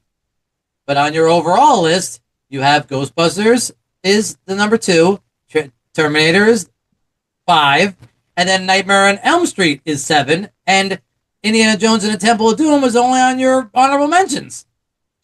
So how did Temple of Doom fall behind Nightmare on Elm Street? So again, we've run into this problem again. Is Nightmare on Elm Street too high, or is Indiana Jones and the Temple of Doom too low?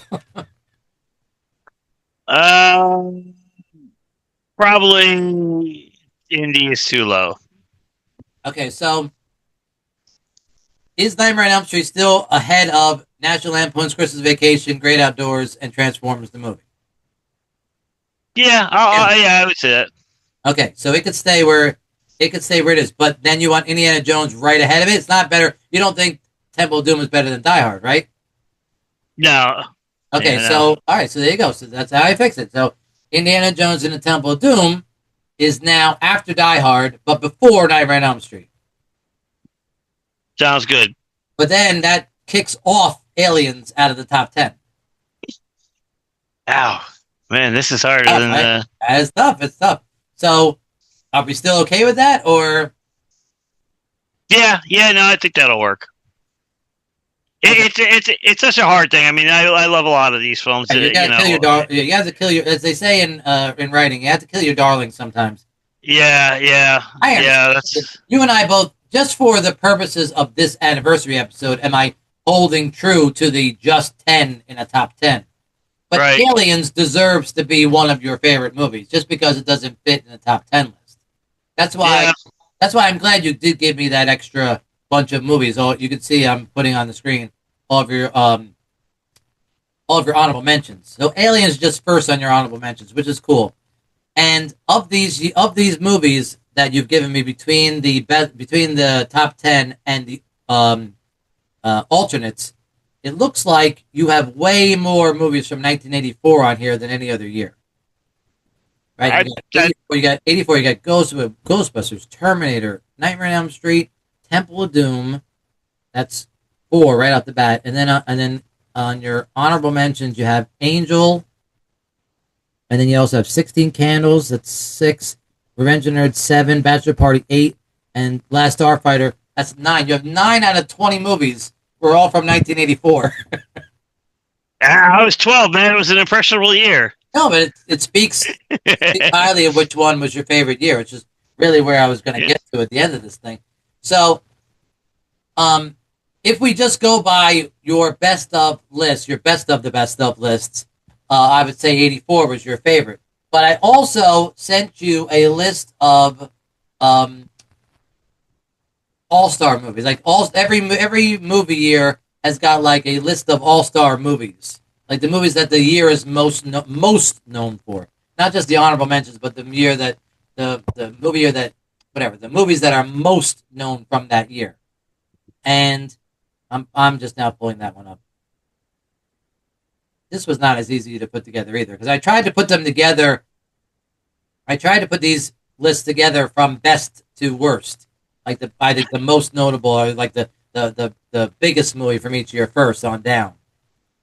So, and now you see why my lists are so messed up. it's tough. It's a spreadsheeting nightmare. Believe me, it really has been.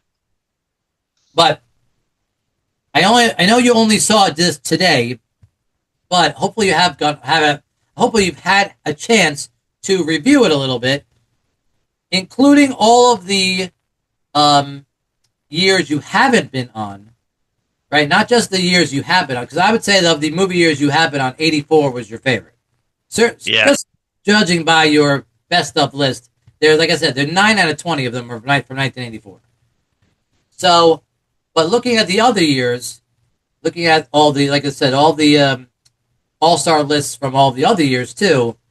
Do you still think that 84 is your favorite, or do you have any other movie years that like 87 is jam-packed with movies I'm sure you love, but you weren't on that episode? It's that's a rough one to say. I mean, honestly, I would still say it's still 84. So, but like you said, there's so many other movies from other years, but I guess 84 really has to edge anything else out, really.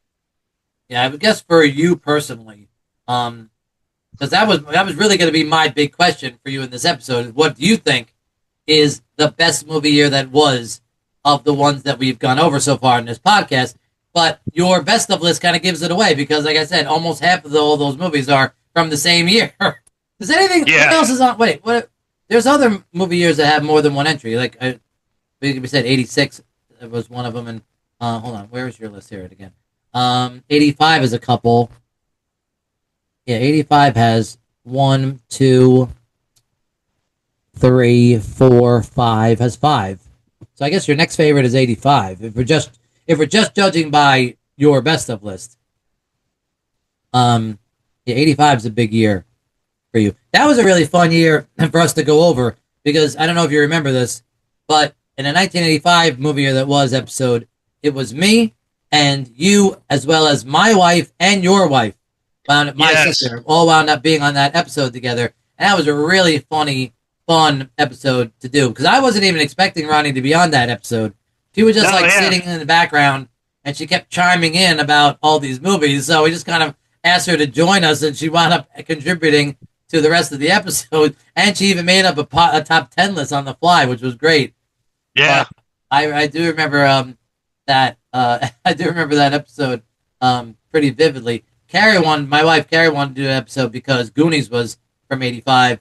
So that's why she wanted to make sure she was on that episode. She was like, "What year was Goonies out?" I said, "1985." She goes, "All right, that's the year I want to be on." So okay, you'll be on the '85 episode. And it wound up being 4 of us were on that episode. It was a lot of fun. But yeah, I think that. So, but even still, like, how do you feel about how do you feel about the other movie years that you weren't on? Like, is there a favorite there? I mean, I can't get over how many movies were in '93. That was probably the biggest surprise doing this podcast. I never would have thought. I mean, I guess I always knew '93 was a big year, but I never realized exactly how big a year it was till I went over it on this podcast. And then when I made this list, the one that we're looking at now, the all-star lineup list, how many big movies came out in '93? Yeah, there are quite a bit of them there. I can see that now as I'm looking at it. It's hard, it's hard to overlook a year with that literally has Jurassic Park, Schindler's List, Groundhog Day, Sleepless in Seattle, and The Fugitive on it, plus a dozen other films. It's hard to overlook that as being like not a great year. It is a really great year, actually. Yeah, stacked, right? So, are there any other movie year like I said, you could scroll around and look at all these different lists that I've made. What do you think? If you had to pick another year of the ones that you weren't on, like the movies you and I haven't gone over? I do have to say that I got to agree with '93 is probably a really good one. There's a lot actually pretty good on '94 as well. I mean, when you look at things like Speed or The Lion King or Forrest Gump, it's hard not to overlook those too. So that's actually a pretty good year as well.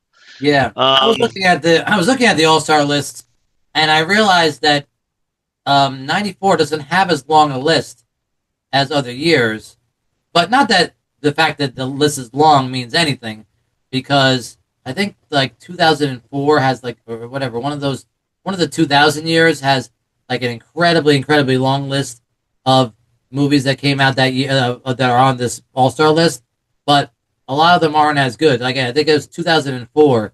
You were on that episode actually. You were on the 2004 episode long enough to give us your top 10 list, and then I did the rest of it on my own because I didn't want to burden you with having to watch a lot of movies you hadn't seen yet. But I think that there's over 100, almost like something like 70 something movies on the notable list of 2004, but they're not as good. So I agree with you. I guess that of the ones that you weren't on, 93 was probably the best. But 84 is still your champion. So if you had to crown a champion so far, I've definitely that's one of the reasons why I wanted you on this episode because you've been on more than anybody else. Um, so if you were to vote as far as what movie year has been the best so far of the movies we've covered on this podcast, you would give the crown to 84? Yeah, I think so. I would definitely give it to 84. Of course, I do have to agree. Sentimental one. I think the one where we actually kind of had the most fun was definitely the year with Goonies, 85. Only because oddly enough, we expected it just to be a regular episode, and those four very unique opinions, like blending together, gave it a completely different dimension. So I think that's like a sentimental favorite for me. Yeah, that was probably the most fun year we did of all the movie years that we did. But I think the best episodes that we did were the Star Wars episodes. And probably the funniest episode, probably the funniest part of the entire podcast was that outtake when the ice cream truck showed up. And it was blaring in the background. You couldn't hear it, but I could hear it. And I was like, I gotta go see what the hell's wrong with this fucking ice cream truck.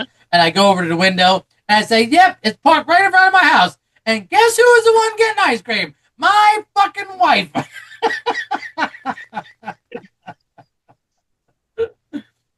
Sometimes the best comedy is comedy you can't plan for. Oh, man, that was so funny. There was one other one. There was one during the 85 episode when I forget the movie we were talking about, but it was like a movie that you and Ronnie both hadn't seen yet, or you didn't remember whether you had seen it or not. And then Carrie went through and like she retold the plot. Like she was trying to figure. I think it maybe Legend of Billie Jean or something. I forget what it was. Some movie. And she had actually looked up the plot to the movie on Wikipedia and was reading the plot to the film. And then after it was over, I said, "So do you guys remember the movie? Any better now that Carrie has retold the plot or whatever?" And then I think the both of you went, "Yep." And that was all you said. And then I said, "Scintillating. Boy, you guys are." Yes, easily our best commentary ever, right. That was the most insightful commentary of the whole podcast. Definitely got to get an award for that one. Right. Seriously, you got to get a best guest. But listen, in all honesty, you have been my best guest. All right. I mean, first, I can't ask you to watch as many movies as I have, and we're never going to have the same taste in movies. But it's still been so much fun. I think that, listen, we've known each other forever. I've known each other for what? I don't even know how long we've known each other, over 20 years, right? But, yeah, easily.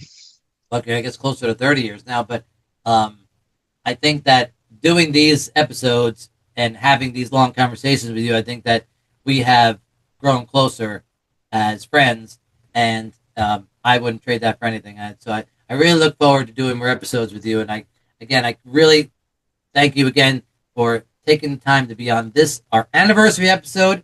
And I have your vote as the best movie year that was so far of the movies we've done in this podcast as the movie year that was 1984. Indeed. So, all right, Everett, thank you so much for being on the anniversary episode. And not just listen to this one, but watch this one too, because we're on video finally. All right? So that way you can see that you can at least help get my numbers up. My kids swear that Dad, people watch podcasts now. They don't just listen to podcasts now. You got to do video podcasts. So I decided to do it for the anniversary episode. So that's what they'll be. If it works, I'll keep doing video episodes. If not, well, I'll tell you, my nephew has tuned into a couple episodes, and that was one of his biggest things as well. Oh, that we should be on video? Yeah, because his whole concept was he goes it's not a bad show. He goes I'm just used to watching things as opposed to just listening to it, and I was like, that's I guess I can understand that, but you know, I've been hidden under the anonymity of radio, so now everybody knows what I look like. So I hope people aren't disappointed in how I look. because all the mystery is, oh, I wonder what this guy looks like. Although, that's a ridiculous thing to say because I think every single person who listens to this podcast up to now knew me personally. So it's not like they didn't know what I looked like before. But whatever. Hey, don't feel bad, man. I mean, you're probably doing better than I am in terms of looks. So hey, No comment. No comment. Okay, so I want to go back to this idea that I was talking about with Edward about like the all-star lineups of every movie year. Because I know that when I started this podcast, I wanted the objective to be to really judge a movie year based on all of the movies that came out in any one calendar year. But I understand that the tendency with most people, and I guess I'm just like most people, that I'm going to judge a movie year just like most people will, based on all of the best movies that came out in every year. So I think maybe one of the best ways to decide which is the best movie year of the ones we've talked about so far in this podcast is to judge their all-star lineups and not just see which movie year has the most movies on its all-star lineup, but which all-star lineup is the best of the ones that we've talked about so far. Okay, so we're just going to start chronologically again, and we'll start with 83. And as you can see, the movies that are on its all-star lineup are really good. Return of the Jedi and National Lampoon's Vacation and Christmas Story and Risky Business and Mr. Mom and The Right Stuff and Trading Places and War Games and Terms of Endearment. Those are all really good movies, but there's not a lot on there. There's not a lot of them, right? Well, certainly not as many as there are in other years. I know there aren't as many movies that came out in 83, and I'm not as familiar with the year of 1983 as I am in the other years of this podcast, but there aren't as many. That's all I'm saying. Is that even though there are good movies and some of my favorites, like Return of the Jedi is one of my all-time favorites, there's not that many movies on this list. So I think that even though some of my favorite movies are on this list of 83, I think 83 is more towards the bottom of the list. You understand what I'm saying? It helps. It helps.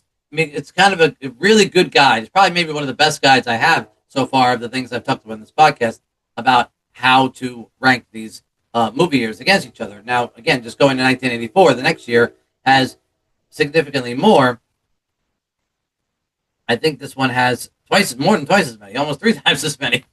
So, yeah, there's a lot. There are a lot of movies on this list in 1984. There's so many like iconic films from 1984. If you look at its all-star lineup, it's incredible. Ghostbusters and Terminator and Beverly Hills Cop and Karate Kid and This Is Spinal Tap and Revenge of the Nerds and 16 Candles and Indiana Jones and the Temple of Doom and The First Police Academy and The Natural and Amadeus and The First Nightmare on Elm Street and Splash and Bachelor Party and Neverending Story and Muppets Take Manhattan. I mean, just keep going. I go down this list, Johnny Dangerously and Romancing the Stone and Footloose and just all these different movies that are like iconic.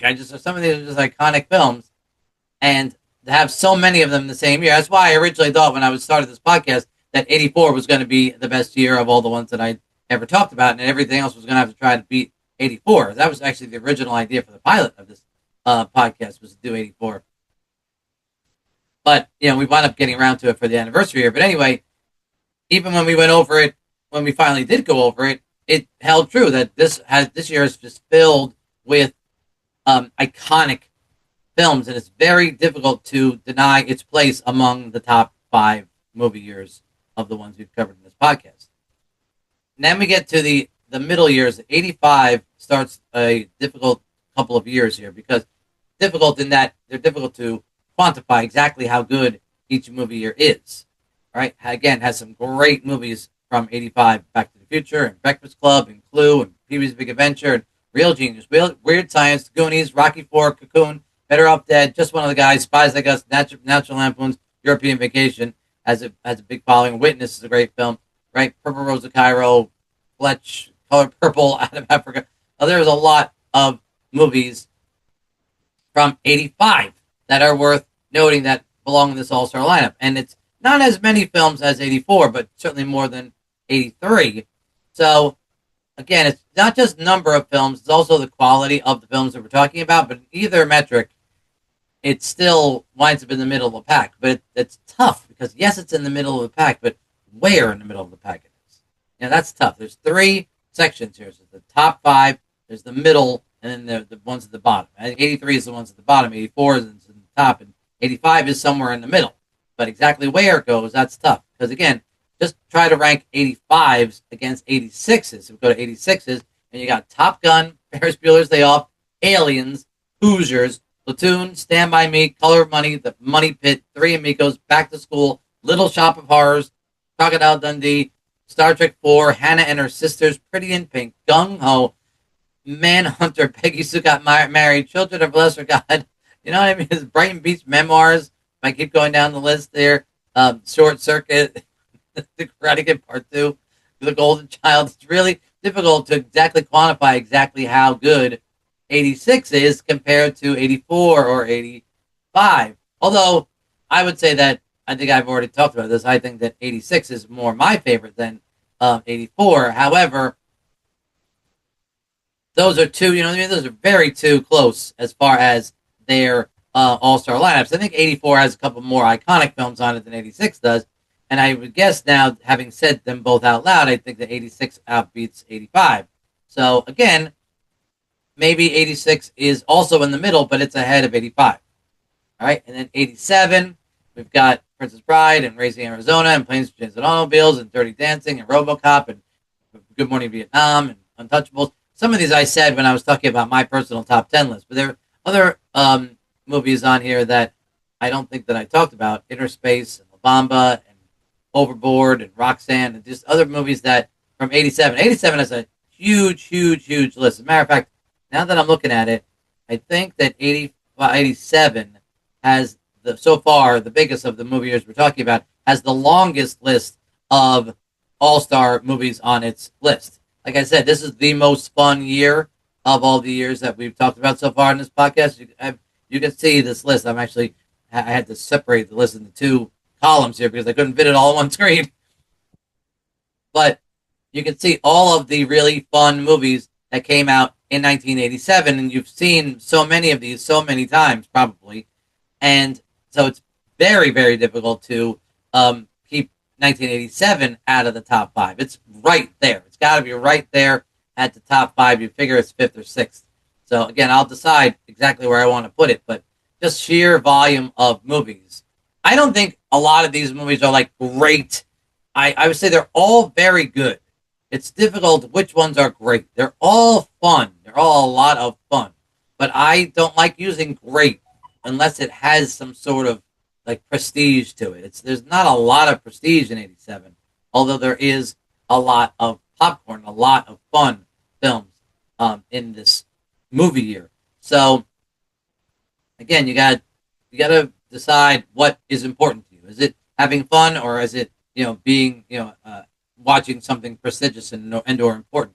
They're not. You know what I mean? So a lot of these 87 movies may be lower stakes than some of the other years. They don't feel as powerful as the movies from other years. But again, it's incredibly rewatchable. I've seen these movies more times than any other movie year. But there's the sheer volume of films that are on this list is longer than the other years. Then we go to 88. And 88's also got a long list. I don't think it's as long as 87's. It's close. I have to see exactly how long this list is. Yeah, I think that 87's is a little bit longer, but it's still very long. It's also long, just as long as 84's. So Die Hard and Big and Naked Gun and Bull Durham and Who Framed Roger Rabbit and Rain Man and Beetlejuice and Coming to America, Working Girl, Scrooge, Fish Called Wanda, Midnight Run, Biloxi Blues. You can read them, right? There's so many. This is some of these are a little bit more prestigious. Some of these are a little bit more prestigious, and maybe there's a little bit more higher stakes to some of these films. But again, there's a lot of fun movies in here too. So again, you have to. I guess I could try to put these two movie years. So let's try and put 86 next to 87. Try and put 87 next to 88. Try and put 86 against 88. Okay, so it's tough. It's so hard to look at these and say, well, that one's definitely better than that one. It's very hard. It's a tie in a lot of senses. It's just I understand. 88, all these like mid 80s years, 85, 6, 7, and 8 are like really jammed into the middle section. I don't think any of them belong at the bottom, but they all don't. I don't think any of them really belong at the very top. I don't think. Again, 87 is probably. I think 87 of these middle 80s years is probably the best based on sheer number and number of times that people watch them. Even though the movies are lower stakes, 88 is really close. 86, wow, it's really tough. I keep just spitting out movie years, and I'm mixing them. I'm mixing them up the order that I want them in because in one breath I say I like 86 better than the other the 3 years, and then in the next breath I say 88 is better, and the next is 87 is better. So it just keeps. Maybe it doesn't matter. I'm sure it doesn't matter to you. None of these years that I'm talking about are going to be the winner, I don't think, but it does matter to me exactly where to rank things. 1989 is I think, one of the best movie years, and certainly belongs in the top 5 of all the movie years we've covered so far. That's Indiana Jones' The Last Crusade, and Batman, and Field of Dreams, Christmas Vacation, and Parenthood, When Harry Met Sally, Say Anything, Dead Poet Society, Born on the 4th of July, Right Glory, Do the Right Thing, Major League, Lethal Weapon 2, The Abyss, Let It Ride, The Little Mermaid, Bill and Ted's Excellent Adventure. I don't want to list them all. I don't want to say them all out loud, but you can see how many as I'm going down the list. Crimes and Misdemeanors. Again, I don't want to keep saying movies out loud, but I'm showing you the list right on the screen. But as you can see, all of the great movies that came out in 1989, I think, especially towards the top of this all-star lineup, is the makes 89 one of the best movie years that we've talked about so far in this podcast. And like I said, for me personally, I've already covered this. There are more of my very favorite movies on this list than any other movie year that we've talked about so far, and it ranks higher on average on my top 200 list of all time, too. Then we skip ahead to 1993, and again, this was the biggest surprise of the podcast, and how many great, look at the all-star lineup from 1993. We've already talked about a bunch of great movie years. How about the all-star lineup from 1993? You talked about this with Edward. Edward even noted how good a movie year this was, even though he wasn't on this episode. In 93, you have Jurassic Park, and Schindler's List, and Groundhog's Day, and Sleepless in Seattle, The Fugitive, Searching for Bobby Fischer, Dave, Philadelphia, The Firm, Mrs. Doubtfire, The In the Line of Fire, Grumpy Old Men, Rudy, Dazed and Confused, The Sandlot, Wayne's World 2, A Bronx Tale, Nightmare Before Christmas. I mean, I could just keep saying these movies. A lot of these are classic films. A lot of these are very prestigious. A lot of these movies are higher stakes films and carry with them more prestigious weight than the other movie years. So I think there's a lot of really heavy hitters in 93, and I think it's got to be among the top 3. It's possible that the biggest surprise of this podcast is that 93 is going to win this whole thing. I've just named too many great films in succession, and between how I feel about them and how those movies' reputations are, it's a very, very, very difficult thing not to give this whole thing to 1993. 1994 was, like I mentioned earlier, was kind of like the disappointment of the podcast. I really thought that 94 was going to do better than it did. Although, in its all-star lineup, still shows some of the best movies ever and some of my favorite movies ever. Right? Pulp Fiction, Forrest Gump, Shawshank Redemption, Speed, The Lion King, Four Weddings and a Funeral, Dumb and Dumber, Quiz Show, Hoop Dreams, Ace Ventura, Pet Detective, Clerks. I mean, if you look, just put all of those movies together, just those. I haven't even mentioned the rest of this list. That is a great, great lineup of films. Right? True Lies, and Ed Wood, and Natural Born Killers. Just keep going down the list. The Ref, The Player, right? The Paper, not The Player.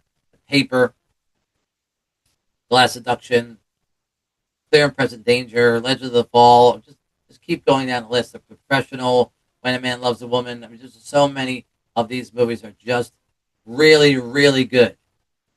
And it's one of my personal favorite years. I don't know if it's the very best, but it's real. Again, I'm having a really hard time. Even though there aren't as many on this list as there are in other years, I would still say that it has a very good chance of making the top 5 just because of quality instead of quantity.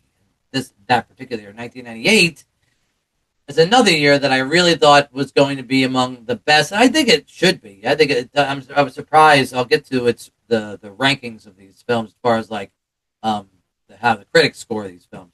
But 98 has an amazing lineup too. I told you about how my top 10 list for 98 is my favorite of all the ones that I've done in the show so far. in '98 you have Saving Private Ryan, Armageddon, and There's Something About Mary, and The Truman Show, and The Big Lebowski, and You've Got Mail, and Out of Sight, Rounders, American History X, and Rushmore, and The Wedding Planner, and Wedding Singer, and Shakespeare in Love, and Pleasantville, and Deep Impact, and Life is Beautiful, and He Got Civil Action, and He Got Game, and Primary Colors, Gods and Monsters, and Sliding Doors, and Elizabeth, and Rush Hour, and just keep going down. There's so many really, really, really, really great films on this list too. I think that '98 is one of my personal favorite years. I think that it doesn't have as great a reputation as I thought it did, because you would think from hearing all these films out loud that it would have a better reputation overall. But that's a great lineup. Again, it's another year that I can't deny. That's got to be right there at the top five also. Then we skip ahead to 2003. This is one of the lower years, although I like the movies on every movie year's list. I like the movies from every year. And they're always, like I said, there are always some movies I like from every year. But I think there are fewer of them in 2003 than other years. Lord of the Rings, Return to King, Finding Nemo, and Elf, and Lost in Translation, and Seabiscuit, Mystic River, and Kill Bill Volume 1, and Love Actually, and X-Men 2, X-Men United, Old School, and School of Rock, and so on and so forth. But just not as many. It's not that. You can see this list isn't as long as the other years are. And as you get lower down the list, the All-Star lineup isn't as impressive as it is in other years. Certainly not as good as it is the following year in 2004. It has an incredibly impressive lineup. And 2004 is the 1 year of the 2000s that I've done, of the three, that I think has a good chance of at least being closer to the top of the middle. Anchorman and Spider-Man 2 and Shrek 2 and The Incredibles and The Aviator and Kill Bill Volume 2 and Sideways and Born Supremacy and Mean Girls and Before Sunrise and Napoleon Dynamite and National Treasure and Shaun of the Dead and Garden State and Collateral and Ray and Harry Potter and Prisoner of Azkaban and Million Dollar Baby and Lemony Snicket's A Series of Unfortunate Events and Eternal Sunshine of the Spotless Mind and Just Someone in Dodgeball and so many different other films that as you go down this list, it has so many. It has a lot of really great films. Actually, I think 2004 has just as many movies on its all-star lineup as any other year. Let's see. It goes from 248 down to, it does. It has like 70. It has like 70 movies. So I think that 2004 is just as long a list as 87's. So probably those are the two longest lists. So that definitely helps 2004 rank well on this ranking system as far as the anniversary episode for what was the best movie so far on this podcast. And then 2005, again, this is one of the bottom years. Some great movies in here, Brokeback Mountain and 40-Year-Old Virgin and Wedding Crashers and Walk the Line and War of the Worlds, the remake I love, and Munich and Squid and the Whale and March of the Penguins and Capote and History of Violence and The Constant Garter and Good Night, Good Luck. That's great.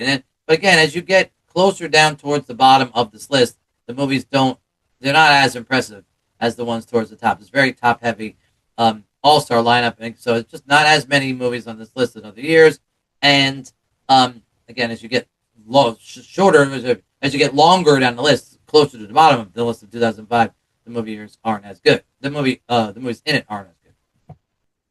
Okay, so I'm so far through this whole anniversary episode, and I'm really not anywhere closer to deciding exactly where I want to rank all of these movie years, because we've gone over a lot of different metrics already, and I have a sense of which movies are towards the top and which ones are in the middle and which ones are at the bottom.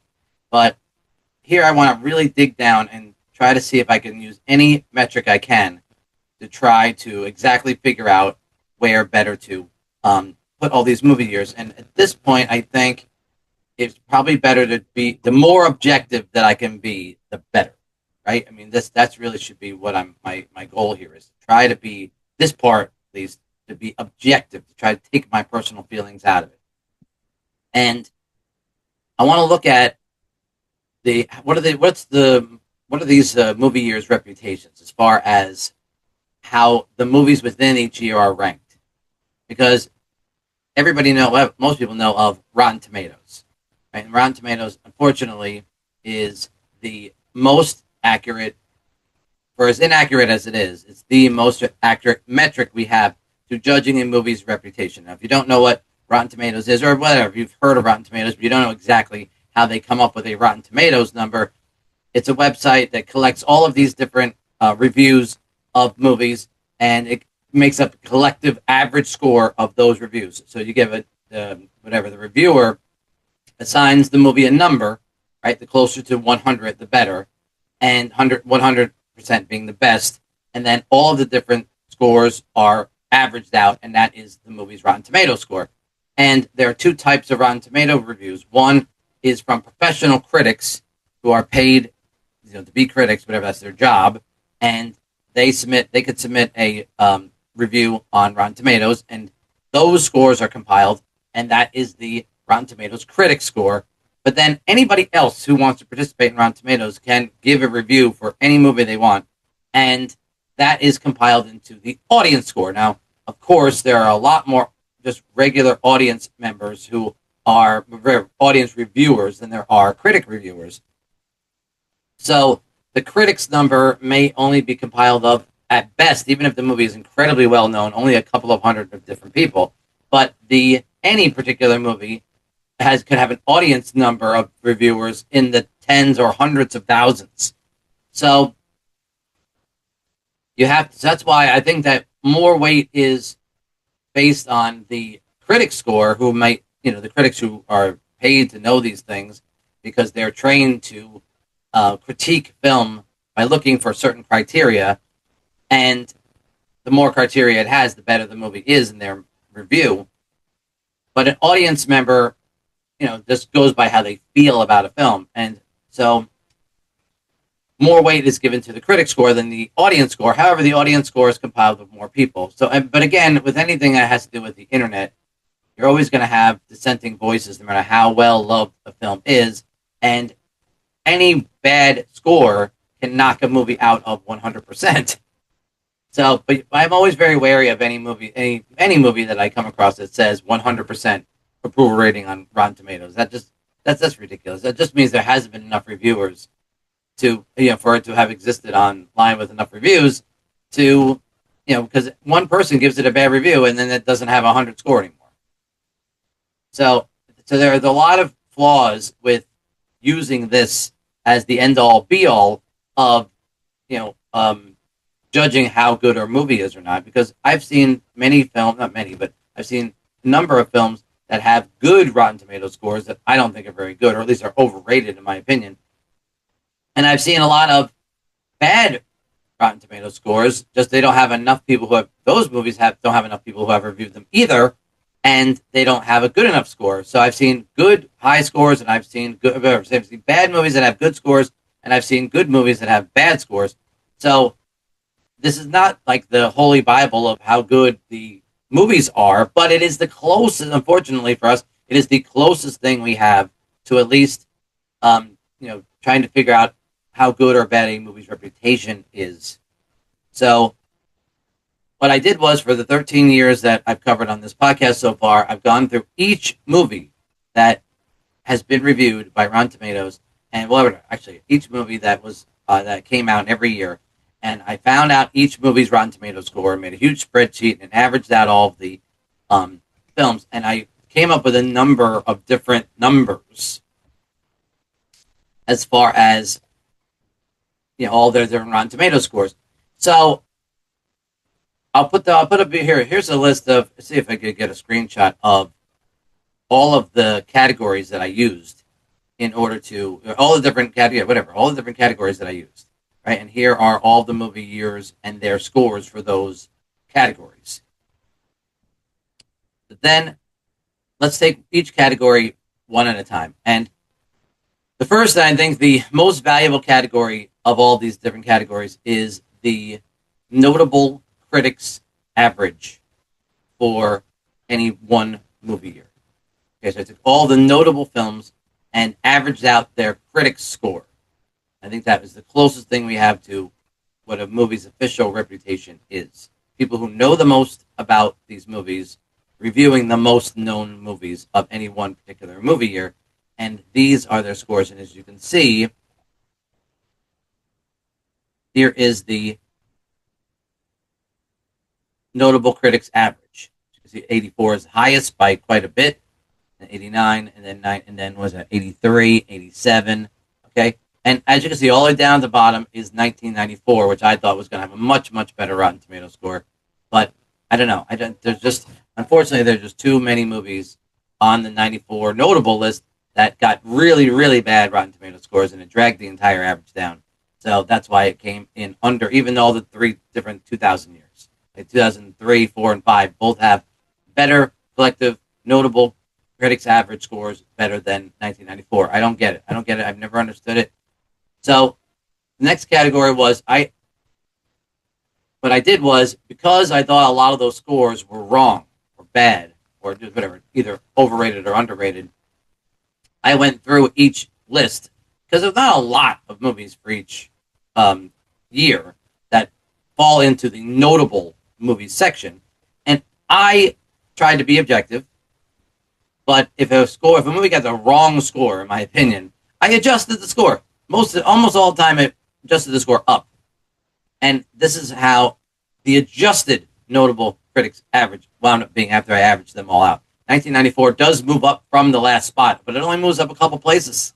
Even when I tried to give it the scores that I thought those movies deserved, it still didn't bring it well far out of the cellar. It's still almost in the bottom last place and much, much lower on the list than a movie year, as good as I think it is, deserves to be. But there's nothing else I could do. Even when, like I said, even when I put my numbers in, it still wound up being as low as it was. So that's the 1994's reputation. I can't escape that as far as the critics' average is concerned.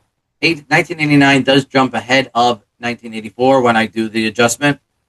And I guess a little bit of that might be biased. I know that I'm trying to be objective, but I'm sure that a little bit of my personal favoritism may have filtered in. I like 89 a lot. I personally like 1989 a lot more than 1984, but 1984 still is up there towards the top. 1983 is very unusual. I really did not think, maybe it's because there weren't a lot of movies in that year, that the critics' average is so high, but it's really high. It's much higher than I expected it was going to be.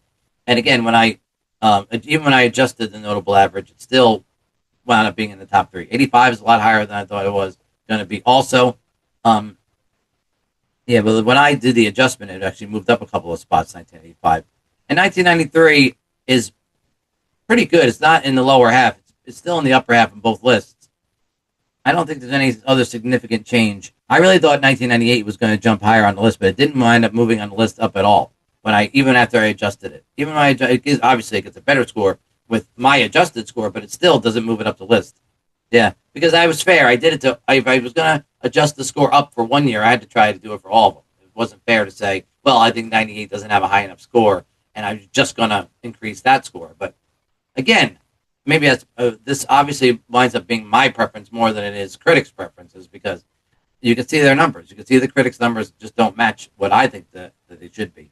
But even still, and I guess what I thought about going in was 2003, 4, and 5 were not going to have as good a collective score. They don't. They're still way towards the bottom. So that at least fits. Okay, then I took we were talking about the all-star lineups earlier, and we did wound up spending a lot of time talking about each one of their each movie year's all-star lineup, and this is the all-star critics average. As you can see, 1993 again. I can't tell you how many different metrics I've gone over where 1993 is either at the top or right at the top, right around the top of the list, and you can see their all-star critics average is the highest. And again, 1984 comes very high. Again, in this one, 1994 jumps from last place to almost in the first place. It jumps all the way up to number 3. So you can see the top of 94 is thought of in a much, much higher regard than the rest of the notable films that came out in that year. So there, I finally figured out a metric. Of course, I guess I'm nitpicking now if I can just kind of splinter off the movies that I want to be on the list. Obviously, I can get 1994's numbers up, but at least I did find a metric where it wasn't hovering around last place. Again, I cannot shake 83 out of the critics' average. I don't think 83 is that good. I just don't think there's enough movies in it to compete in this Royal Rumble of movie years. But the critics definitely do like the movie year that was 1983. And as there's, again, the all-star average is pretty high. Again, I'm not judging it by as many movies because there weren't as many movies made in that year, but of its all-star lineup, its critics average is still in the top 5. 1987 is pretty good. Now, 2003 jumps all the way up. And again, I think 2003 is probably the worst movie year of the ones we're talking about, but its all-star average is really high. And 2004, which I think is the best of the 2000 years that I've talked about in the show so far, is in last place. That again, that is another surprise. Okay, so not just the notable films, and not just the all-star movies, but if you take all of the movies, every single film that from each movie year's list, and you take all of the critics' scores, not and by the way, not every single movie gets a critic score. There are some movies that have come out, and I've looked up their critic score, and it doesn't exist, just as a blank number, right? There is no average critic score. Because I guess it has to have enough critic reviews in order to get a critic score. It doesn't have enough. So, but even still, if I took all of the critic scores from every single movie, good, bad, or ugly, and average them all out, and this is what the total critics average looks like. Now, 1984 jumps back up to the top. 1987 jumps up to number 2. Again, 1983 is third, and then we got 1985 is fourth, 86 is fifth, and then 93 is seventh. Towards the bottom again is 2003, 4, and 5, where I thought they would be. 1994 is not in last, but again, it's way towards the bottom. And my favorite movie year, 1989, is way towards the bottom also. It's in the bottom third. I was very surprised about that also. Let's talk about, so that's all the critic scores. That's all the critic scores that I'm going to go over on this anniversary episode. It doesn't help me too much. I think that it means that I'm judging 1983 a little bit too harshly. It was good on all of those different metrics. So I am going to have to rethink whether or not 83 is as low on the list as it is. Also, it's a knock against 93, which, well, again, almost against 93. It still did do very good in its critics all-star average. But, yeah, so that's, I think the takeaway from that is that 83 is better than I think. At least the critics think it's better than I think it is. So that's tough. And again, 89 and 98, 2 years that I think should be much higher on this list in total. That they had a tough time of it with the critics, unfortunately, compared to these other movie years. 85 actually is better with the critics than I thought it was going to be. 87 and 86 and 87, I guess, are around where I thought they would be. Again, the total critics average for 87 is very, very high, so it definitely helps its case of being the best of the mid-80s years. Okay, so let's go to the audience scores. It's funny, I forgot to mention this earlier, but I've never mentioned this. But one thing that I noticed while I was going through all of these different reviews for these movies is that I could find a number of 100% critic scores for any movie. Every year has got its number of critical scores from Rotten Tomatoes that has 100%. But I could not find one out of 13 years worth of movies where the audience average was 100%. Not one movie on Rotten Tomatoes has an audience score of 100%. And that makes perfect sense, obviously. There's usually 10, sometimes hundreds of thousands of reviews for any one movie. The chances that every single person gave it 100, or at least enough people gave it 100%, that it still has 100% on Rotten Tomatoes audience score feels like it's virtually impossible. It's not virtual. It feels like mathematically virtually impossible. But so sometimes you would think that the audience, which could judge a movie a lot with a lot less stringency than a critic would, you would think that the critics average would be worse than the audience average. I guess that's true sometimes for like funner movies that are more fun, right? Less stakes, lower stakes, better time at the movies kind of movies sometimes do better with audiences than with critics. But the rest of the time, the audience scores always seems to be lower than the critic score. It's just, that's another surprise with doing this and compiling these numbers that I found so often that a very well-loved movie had a better critic score than an audience score. But again, that's probably just because of the volume of people who are submitting reviews. It's a lot higher, and more people review it, the more chance you have of some dissenting people or just people who like to be contradictory. Everybody else likes it, so I'm going to hate it. Sort of philosophy that seems to be more and more prevalent nowadays. You'll always find that in any movie, that just anything that everybody likes, there's always somebody out there who's going to make a point to not like it just because everybody else likes it.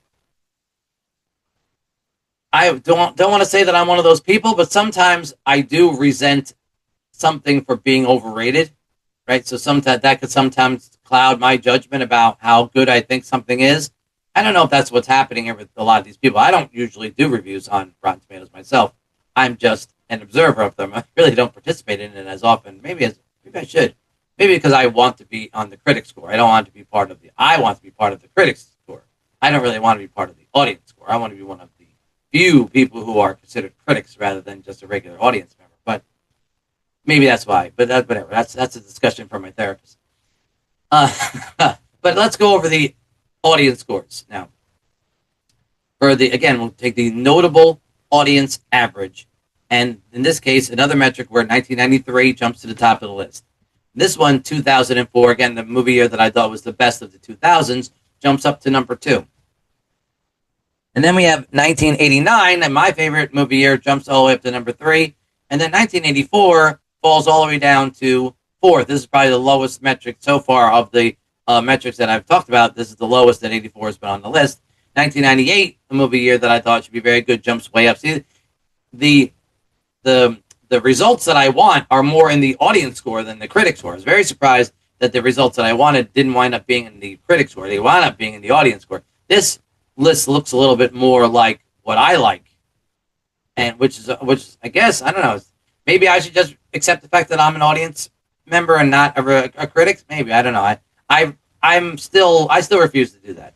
I'm not there yet. I haven't submitted to the fact that I'm just a regular audience viewer and not a critic. Maybe one day I'll get there. But again, 1994, one of my favorite movie years, falls all the way back down to almost last place again. But again, this where I'm cloudiest about where I'm going to rank all these films, all these movie years, is in the mid 80s, the 85, 86, 87, where exactly to put those in ranking order. And of the notable audience average, it looks like 87 is the highest of the years of those 3 years. It's higher than 87, than 86 and 85 are the audio. That's the order they come in as far as this list is concerned. And 87 is a couple of notches higher than 86, and 86 is only one notch higher than 85. So I don't know. I'll bear it in mind. When I'm going forward. And then, so then we take the all-star average, again, that all-star list that I keep talking about from each movie year, and look at that's audience average score. And then, again, 93 is up the top again. 1994, one of my favorite movie years, is all the way at the top. 2003, again, which is the 2000 year that I didn't think is as good as the other ones, has a very good audience score. So audiences do like 2003 more than I do, I guess, at least for its all-star average. 1984 is still in the top 5 again. 89 rounds out just misses the top 5. 83 has its lowest average here. Its worst average, I guess. Yeah, I guess lowest average. 80s again. The 87, 86, 85. Again, 87 is higher than 86 and 85. But again, it is 87, 86, 85 in that order. And then 1988 is that 88? 88 falls all the way to the bottom. And 2004, again, is the year that I thought was the best of the 2000 years. Falls all the way down to almost last place. I don't understand that either. Okay, and then the last one is the total audience average. Again, every single movie, whether it's notable or all-star or just any of the other movies in the entire, and there are more movies that have been reviewed by audience members than critics. Sometimes the critics review is blank, but almost every single movie that I looked up from every single movie year has an audience score at least. So this was the biggest collection of numbers to average out. And then when you take that into account, 2005 jumps all the way up to the top. 2005 actually does get a metric where it is the highest ranking movie year of the ones we're talking about, and that is the total audience average. So every single movie averaged out its audience score in 2005, jumps all the way up to the top. 1984 again belongs in the top 5 again, and 1998, one of my favorite movie years, is third. And this one of the 80, 85, 86, 87 years, 85 is the highest. Right, 93 just misses the top 5, and then 2004. Wait, where's 87? Then there's 87, and then there's 86. So if we take the totality of this is the metric here. This list, this particular one category, is the movie as the list that is pertaining to the most movies from each movie year. Right? There are more scores from more movies in this list than in any of the other ones that I'm talking about. So if you really want to talk about the totality of a movie year from top to bottom, from recognizable to obscure to unknown, this is the closest thing that we get, right? And again, because there's more scores, there's more audience scores than critic scores. Some because I mentioned earlier, some of the movies don't have critic scores, but almost all of them do have audience scores. So if you take all that, the most scores that I find from any one category is this one. So looking at it objectively, taking my personal feelings out of it, this is the closest thing we have to what a movie's reputation is for the entirety of the movie year, which is surprising that 2005 is at the top of that list. And that 1989 is at the dead bottom of it, right? My favorite. One of my least favorites at the top, and one of my very most favorite is at the bottom. So that certainly was a surprise. But again, like in any movie year, we all gravitate towards the best of what was from that year, and we just forget about all of the movies that were bad or not notable. But the objective of this podcast is really to look at the entirety of a movie year to judge exactly how good it was.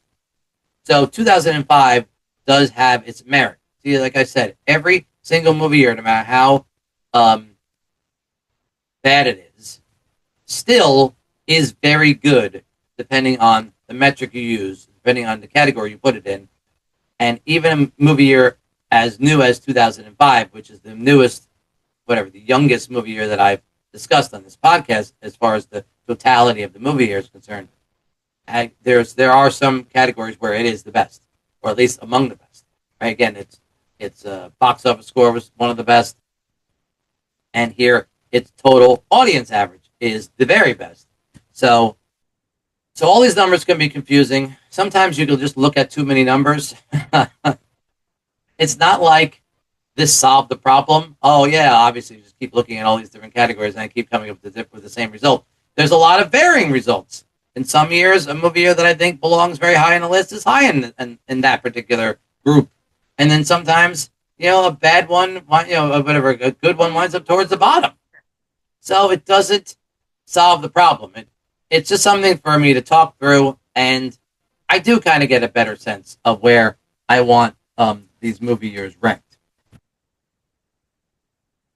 But okay, the moment has finally arrived where I've made my final decisions as far as what I think winds up being the ranking of all of these movie years so far on this podcast.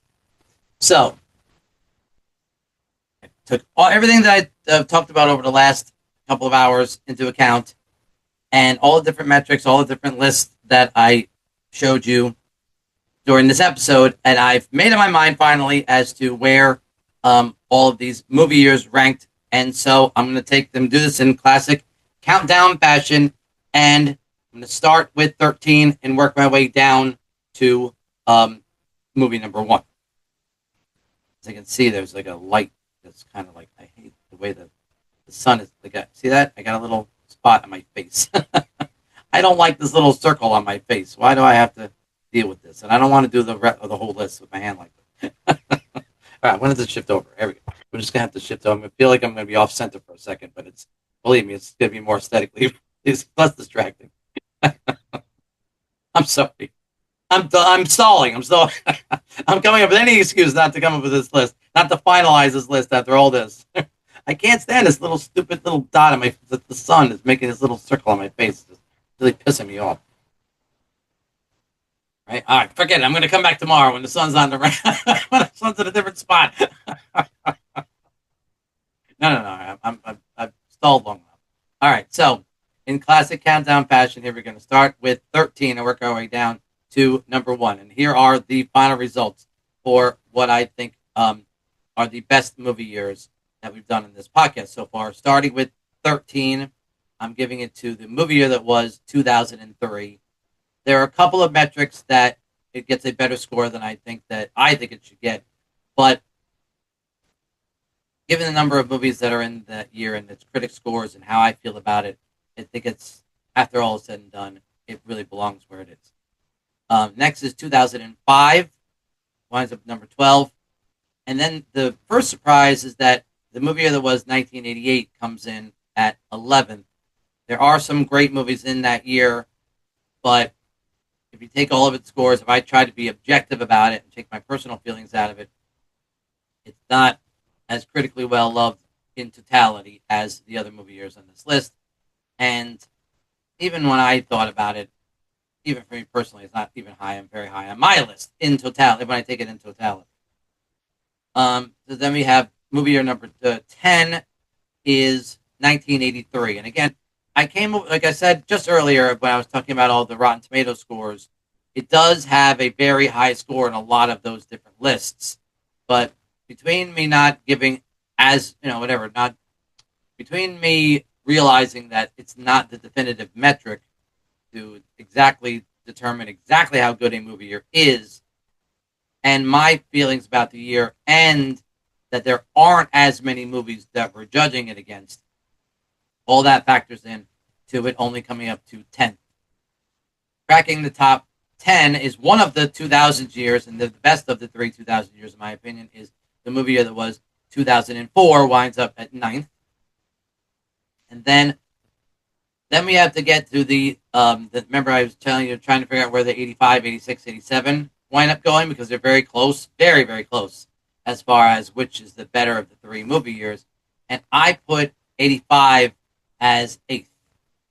A lot of great movie years in it, but again, if you just take all the different categories that I've talked about, it winds up coming in 3rd of the 3 years that I've mentioned. 1986 has some classic movies in it, but I'm going to still put it at 7th. I still feel comfortable putting it where it is. There's just too many other better movie years ahead of it. That's the only reason why 86 winds up as high as it is. Although it is a surprise. I really thought that it was going to wind up coming towards the bottom, because it was the first movie year that we talked about, and I didn't come away feeling as impressed with it, even with the next movie year that I did after. And yet, 86 wound up with a better overall score throughout this whole anniversary episode than 88. And if you had listened to 88 after 86, Edward and I decided that 88 was better than 86. And upon further review, no, it's not. I think 86 is better than 88. And better than 85, right? So then I'm trying to, this is where I was probably the most objective of any ranking on this list. And that is, I put the movie year that was 1998 at 6th. And I don't personally, I would never put it that low. I personally would never put it that low. Just, if there's too many categories where it didn't score anywhere near as good as I would have scored it. So its reputation has to be taken into account, and it's not as good. Unfortunately, it's just not as highly ranked in movie year as some of these other movies. So if I just take my personal feelings out of it and just be as objective as possible, although it has my favorite top 10 list of all of the movie years I've talked about in the show so far, and I think it deserves a better ranking, I'm going to be as objective as possible and give it 6. So it does not crack, 1998 does not crack the top 5. I could not, however, abstain all my objectivity, I would say all my subjectivity when it came to 1994. Okay, no, there were a lot of categories where 1994 wound up towards the bottom or even at the very bottom of the category, but I love too many movies from this year, and too many of those movies rank too highly on my all-time list for me to put this movie year any lower than 5th. All right, I cannot. That was me. This is the most biased I'm going to be. I would actually give it a better score than this, but and it probably, maybe if there was a critic out there who was looking at all these numbers, they might put 94 as much worse. But I can't put it any worse. A year that has Forrest Gump, Pulp Fiction, and Shawshank Redemption in it cannot be worse than 5th all time of all the movie years that ever was. It can't. Yeah, I'm sorry. That's the worst ranking I could give it. I can't give it a worse ranking than that. Then inside the top five of the three movies I talked about, remember 85, 86, 87. 1987 wound up being the highest ranking. It has the movie year that has the greatest number of fun movies in it, the most fun year of the movie years that we've talked about in this podcast so far. And it does have a very high audience average, and there are a lot of different metrics where 87 wound up being. And just the sheer volume of notable, very, very frequently watched films is way too high for 1987 not to be fourth. I don't rank it as high personally, again, but I'm being objective here. Then 1989 is third. Again, that's a little bit of my bias, a little tiny bit of my bias, although I do believe it does belong in the top five. It might not belong as low as third, but that's where I'm putting it. And then we get down to the final two. Okay? And if you've been paying attention during this episode, you think you could probably guess what I'm going to say. But maybe not. Maybe not, because it's it's pretty close. This wound up being a lot closer than I expected it was going to be, and I think that going into this episode, I expected that 1984 was going to be the champion. Okay, but here we go. At ranking at number 2 on the list of my what I think were the best movie years that I've done in this podcast so far is the movie year that was 1984, leaving 1993 as the champion, as number 1 ranked movie year of the movie years that I have talked about on this show so far. 84 has got a lot of really classic, iconic films that speak to my generation, or at least like defined my generation more than any other one movie year. Now, it's not on my personal high list. Actually, 84 I don't really like it as anywhere near as much as some of these other movie years. But again, being as objective as I possibly can and taking all of the categories into account and just the iconic volume of films that, right, the iconic nature of the films and the number of different iconic films that come in 84 cannot leave it any lower than 2. But I think 1993 has it beat pretty much in almost every metric, every single category you could think of. I think that 93 wound up just too many different times I've talked about a movie year and how good it was. I wound up putting 93 ahead of all the rest. So you add all that together, right? With with Schindler's List and Jurassic Park and Sleepless in Seattle and right The Fugitive and all of the different films that came out in 1993 winds up making it so far the champion as far as the best movie years that I've talked about on this podcast. Oh, one other thing I forgot to talk about was we went over Edward's favorite movies, right? We went over Edward's top 10 list of all time. We went over Edward's favorite movies. But I forgot to tell you what my 10 favorite films that we've talked about on this podcast so far. So, if I look at all of the different movie years that we've talked about in the show so far, and I look at all the movies that were in that year, and I refer it to my top 200 list, my top 10 films that we've talked about on this podcast so far are: number 1 is Rain Man, number 2 is Schindler's List, 3 is Star Wars Return of the Jedi, 4 is Back to the Future, 5 is Groundhog's Day, 6 is Indiana Jones and the Last Crusade, 7 is Let It Ride, 8th is Forrest Gump, 9th is Pulp Fiction, and 10th is Shawshank Redemption. Beat that for your top 10 list, right? That's how good my top 10 list of the movies that I've talked about in this podcast so far. And again, I think Shawshank on my top 200 list of, where is Shawshank on my top 200 list of all time? Like the 10th, right? If I look at my top 200 movies of all time, where does, by the way, Forrest Gump, Pulp Fiction, and Shawshank Redemption are like right next to each other, right? There's Forrest Gump is 20th, Pulp Fiction is 21st, and Shawshank Redemption is 22nd. So we didn't even get down past 22 just for my top. That's how many of my favorite movies we've already talked about in this podcast. Out of the 10, I picked a top 10 list, and they all fall within my top 22 movies I've ever seen or ever whatever ranked in my entire life. So let's look at that really, really quick. And so what does that